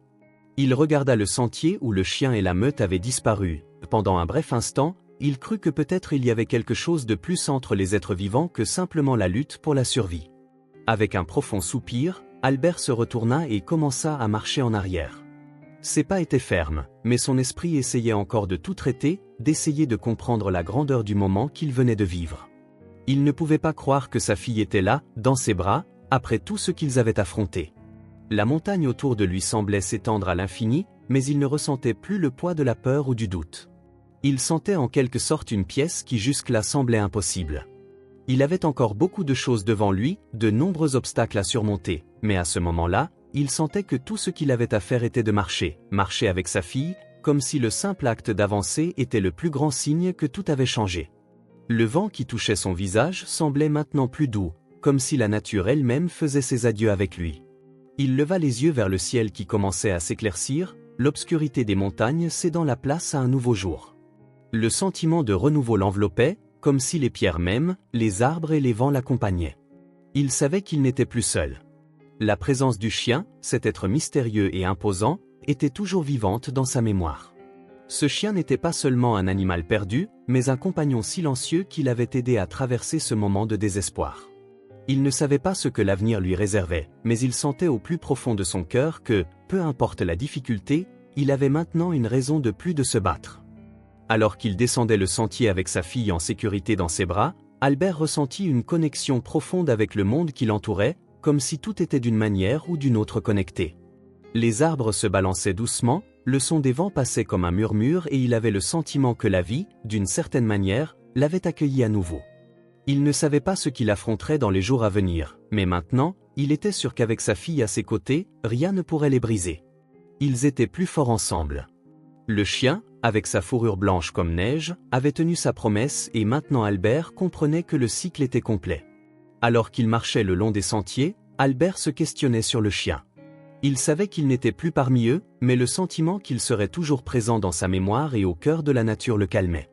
Le chien avait été plus qu'une simple main secourable dans ce moment critique. Il représentait quelque chose de bien plus grand, la loyauté, la protection et l'amitié silencieuse entre des êtres qui ne se connaissaient pas mais qui étaient d'une certaine manière connectés.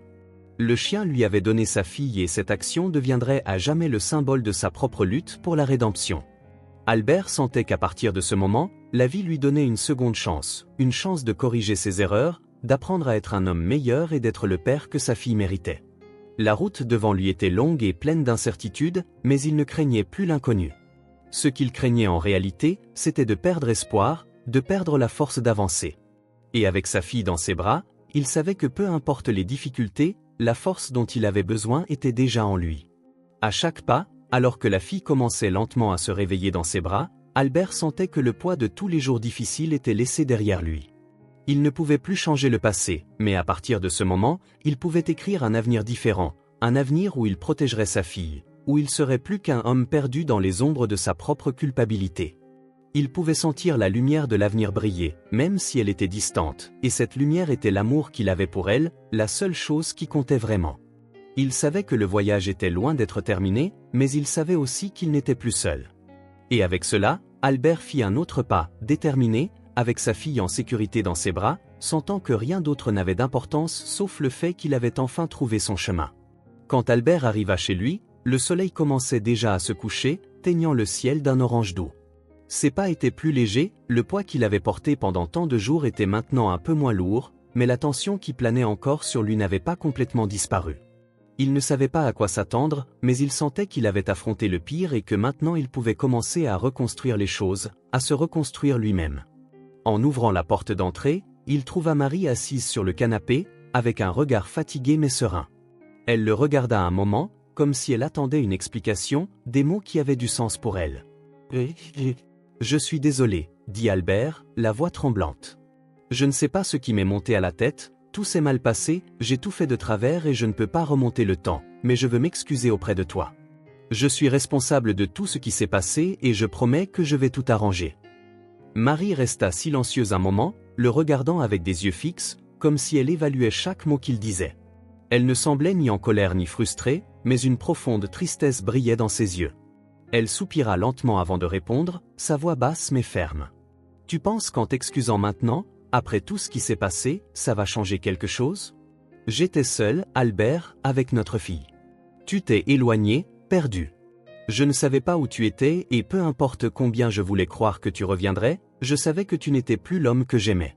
Tu es allé chercher quelque chose, même toi tu ne savais pas ce que c'était, et quand tu es finalement revenu, qu'est-ce que tu m'offres ? Des excuses vides. Elle marqua une pause, son regard devenant plus distant, comme si les mots portaient un poids plus lourd qu'elle ne l'avait imaginé. Albert resta là, immobile, ne sachant que dire.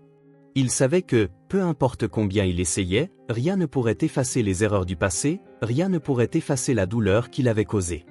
Il la regarda, les yeux remplis de larmes, et dit d'un ton qui ressemblait plus à une supplication, « Je sais que je ne peux rien changer, Marie, mais tout ce que j'ai maintenant, c'est le désir de réparer les choses, d'essayer de faire en sorte que ça fonctionne pour toi, pour notre fille.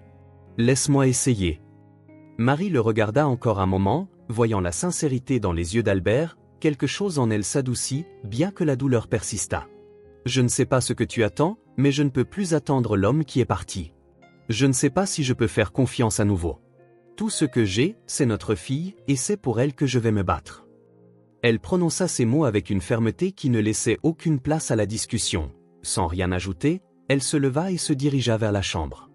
Albert resta dans le salon, indécis quant à savoir s'il devait la suivre ou simplement attendre. Mais avant qu'il ne puisse prendre une décision, le son d'une sirène au loin attira son attention.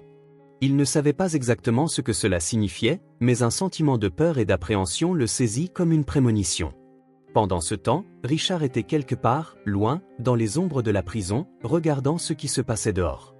Il savait que la prison ne serait pas sa prison bien plus longtemps, ses plans étaient en cours et il savait qu'il y avait quelque chose d'autre à faire, quelque chose qu'il ne pouvait pas laisser inachevé. Il savait qu'avec le temps, quelque chose en Albert commencerait à s'affaiblir et qu'il reviendrait pour sa fille. Malgré tout le remords qu'il ressentait, c'était inévitable.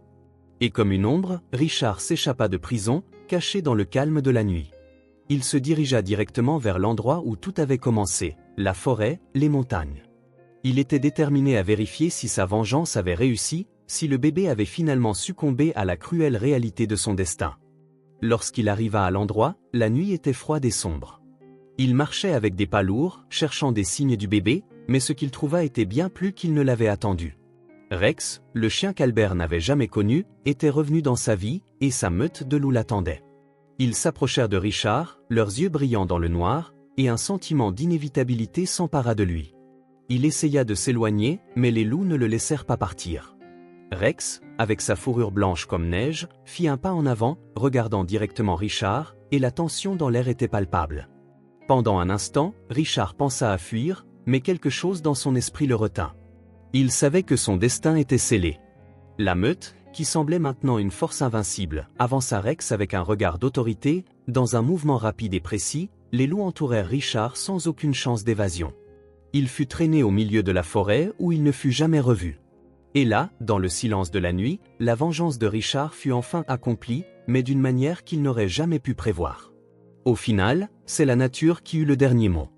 Rex et sa meute, tels des gardiens implacables de la montagne, l'emportèrent, et l'obscurité prit la place où il était, jamais de retour. Albert et Marie étaient silencieux, mais il y avait une tranquillité qui flottait dans l'air. Les mots qu'ils s'étaient échangés résonnaient encore, mais quelque chose à l'intérieur d'Albert savait que leur voyage ne faisait que commencer. Il avait retrouvé sa fille et l'avait ramenée chez eux. Ce qui se passerait ensuite était encore incertain, mais pour la première fois depuis longtemps, il sentait qu'il y avait une chance de repartir à zéro. Il ne savait pas s'il pourrait regagner la confiance de Marie, mais il savait que le véritable combat consistait à être un père présent, un mari dévoué, quelqu'un en qui elle pourrait avoir confiance à nouveau. C'était un nouveau départ et cela valait plus que tout. Marie, assise dans le fauteuil près de la fenêtre, regardait les lumières de la ville clignoter au loin. Elle était fatiguée, mais il y avait quelque chose dans son regard qui reflétait un espoir prudent. Elle savait que les blessures de son mariage ne se guériraient pas du jour au lendemain, mais ce qu'elle ressentait maintenant n'était pas seulement de la douleur et de la colère, il y avait quelque chose de plus, quelque chose de profond qui rôdait encore dans les ombres de ses sentiments. Peut-être était-ce l'amour qu'elle nourrissait encore pour lui, ou peut-être le fait que, lorsqu'elle regardait sa fille, elle voyait un avenir qui valait la peine de se battre. « Je ne sais pas comment je te ferai confiance à nouveau, » dit Marie, rompant le silence. Sa voix était douce, mais elle portait une fermeté qu'Albert connaissait bien. Elle était honnête et il appréciait cela plus que n'importe quel mot réconfortant. Mais ce qui s'est passé, ce que nous avons traversé, ne peut pas être vain. Notre fille a besoin de nous, elle a besoin d'un père et tu dois être ce père. Albert s'approcha lentement d'elle, ressentant le poids de ses paroles mais aussi l'espoir qui semblait renaître. Là, il la regarda dans les yeux, profondément reconnaissant qu'elle soit toujours là pour lui, qu'elle soit toujours prête à écouter. Je sais que je ne mérite pas ton pardon, Marie, mais tout ce que je demande, c'est une chance de montrer que je peux être meilleur, pas pour toi, ni pour moi, mais pour notre fille. Je ne te quitterai plus jamais, ni elle. Je ferai tout ce qu'il faut. » Elle ne répondit pas immédiatement. Elle le regarda simplement, comme pour mesurer la sincérité de ses paroles, puis, avec un soupir fatigué, elle acquiesça. « Nous avons besoin de temps. Albert, mais pour l'instant, faisons de notre mieux. C'est tout. » Les jours qui suivirent furent remplis de petits pas vers ce qui semblait être un nouveau départ. Albert se dévoua à sa famille d'une manière qu'il n'avait jamais imaginée. Il passa plus de temps avec Marie et leur fille, s'occupant d'elle, l'aidant à la baigner, la nourrissant et même jouant avec elle. Il fut surpris par la connexion qu'ils formaient, non seulement avec Fernanda mais aussi avec Marie. Ils commencèrent à partager de petits moments, quelque chose de simple comme s'asseoir à table pour un repas ou aller se promener ensemble dans le parc. Chaque geste devenait significatif, aussi simple soit-il, cela les rapprochait chaque jour davantage. Marie, à son tour, était toujours prudente, mais il y avait quelque chose dans son cœur qui commençait à fondre. Elle voyait qu'Albert faisait des efforts, même si le passé était toujours là, l'honnêteté de ses actions commençait à toucher une partie d'elle qu'elle pensait avoir fermée. Elle ne le voyait plus comme cet homme distant et perdu, mais comme quelqu'un qui retrouvait enfin son chemin vers elle et leur fille. Les mois passèrent et leur vie commença à se stabiliser. Le sourire de Fernanda, maintenant sain et plein d'énergie, illuminait leur maison à chacun de ses rires. Albert sentit son cœur se réchauffer. Il savait que, bien que l'avenir fût incertain, il y avait quelque chose de puissant dans l'unité de sa famille. Ils apprenaient à se reconnecter, à guérir les blessures et à avancer ensemble. Un après-midi, alors qu'Albert était dans le jardin en train de s'occuper des plantes, Marie s'approcha de lui avec un regard serein. Elle s'assit à côté de lui, regardant l'horizon. Le silence entre eux n'était pas inconfortable, mais rempli de compréhension. « Je sais que le chemin que nous parcourons ne sera pas facile, » dit Marie avec une douceur qui surprit Albert. « Et je sais que tu as fait des erreurs, mais peut-être que c'est ce dont nous avions besoin, une chance de vraiment recommencer avec notre fille. » Albert se tourna vers elle, ressentant une vague de gratitude et de soulagement. Il avait craint que le temps ne soit contre lui, qu'il n'aurait jamais une chance de regagner sa confiance. Mais maintenant, dans ce moment, il sentait qu'il y avait quelque chose de plus profond, quelque chose qui transcendait les erreurs du passé. C'était l'amour pour sa famille, quelque chose qu'aucune erreur ne pouvait effacer. « Je ne te laisserai plus tomber, » dit-il avec une détermination ferme. « Je passerai le reste de ma vie à essayer de montrer que je peux être l'homme que toi et Fernanda méritez. » Ils restèrent silencieux un moment, le vent doux passant entre eux tandis que le soleil commençait à se coucher. C'était un signe que, bien que le passé fût une partie importante de ce qu'ils étaient, l'avenir se dessinait devant eux. Cette nuit-là, alors que la famille se rassemblait autour de la table pour le dîner, Albert regardait sa fille avec des yeux pétillants de joie, souriant alors qu'elle jouait avec sa nourriture, ses petits doigts sales de sauce, ses rires innocents et les expressions qu'elle faisait en essayant quelque chose de nouveau étaient un reflet clair du bonheur authentique qu'elle ressentait à ce moment-là. Ses yeux étaient pleins d'un bonheur qui semblait pur et insouciant, comme un enfant qui avait enfin trouvé la sécurité et l'amour inconditionnel. Albert ressentit quelque chose qu'il n'avait jamais imaginé possible, une paix qu'il n'avait jamais connue auparavant. C'était un sentiment chaud et profond, comme si toutes les douleurs et les peurs du passé avaient été apaisées par un lien invisible qui les unissait maintenant, lui donnant la force d'avancer. Ils étaient ensemble, complets, et cela signifiait plus que tout.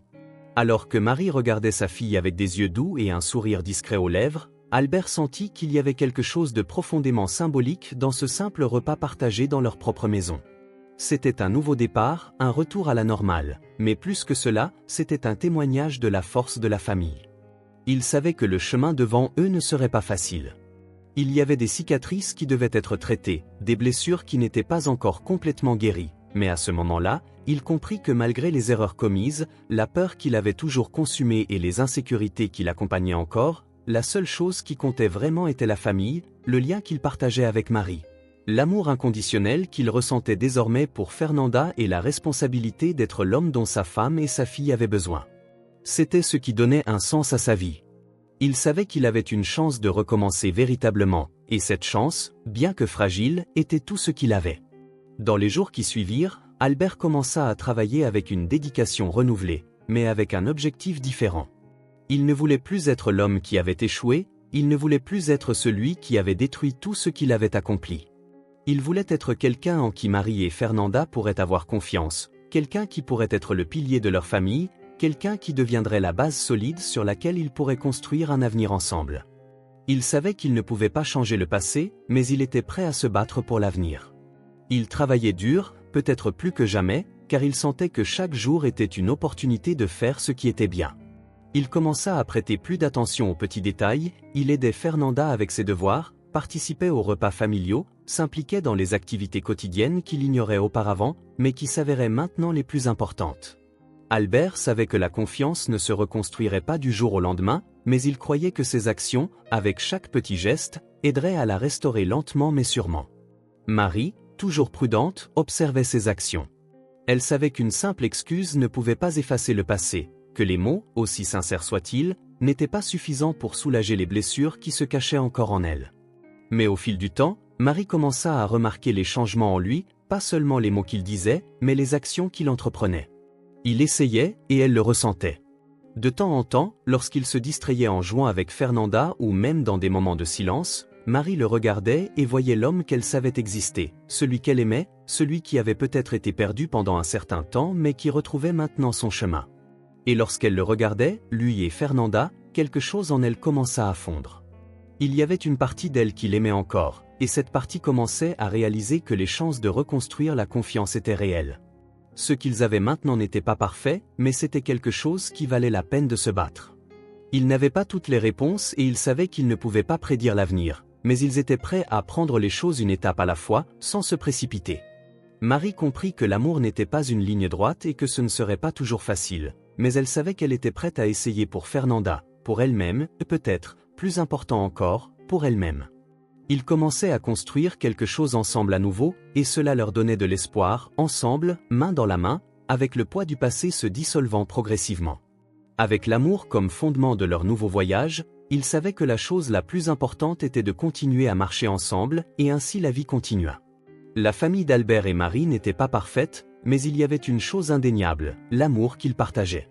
L'amour qui, malgré les défauts, les souffrances et les cicatrices, restait fort, toujours pulsant entre eux, alimenté par la promesse qu'ils pouvaient surmonter n'importe quel obstacle. Ils avaient l'un l'autre et cela signifiait plus que tout. L'amour qui les unissait maintenant devenait une force puissante, quelque chose capable de transformer la douleur du passé en un nouveau départ plein de possibilités.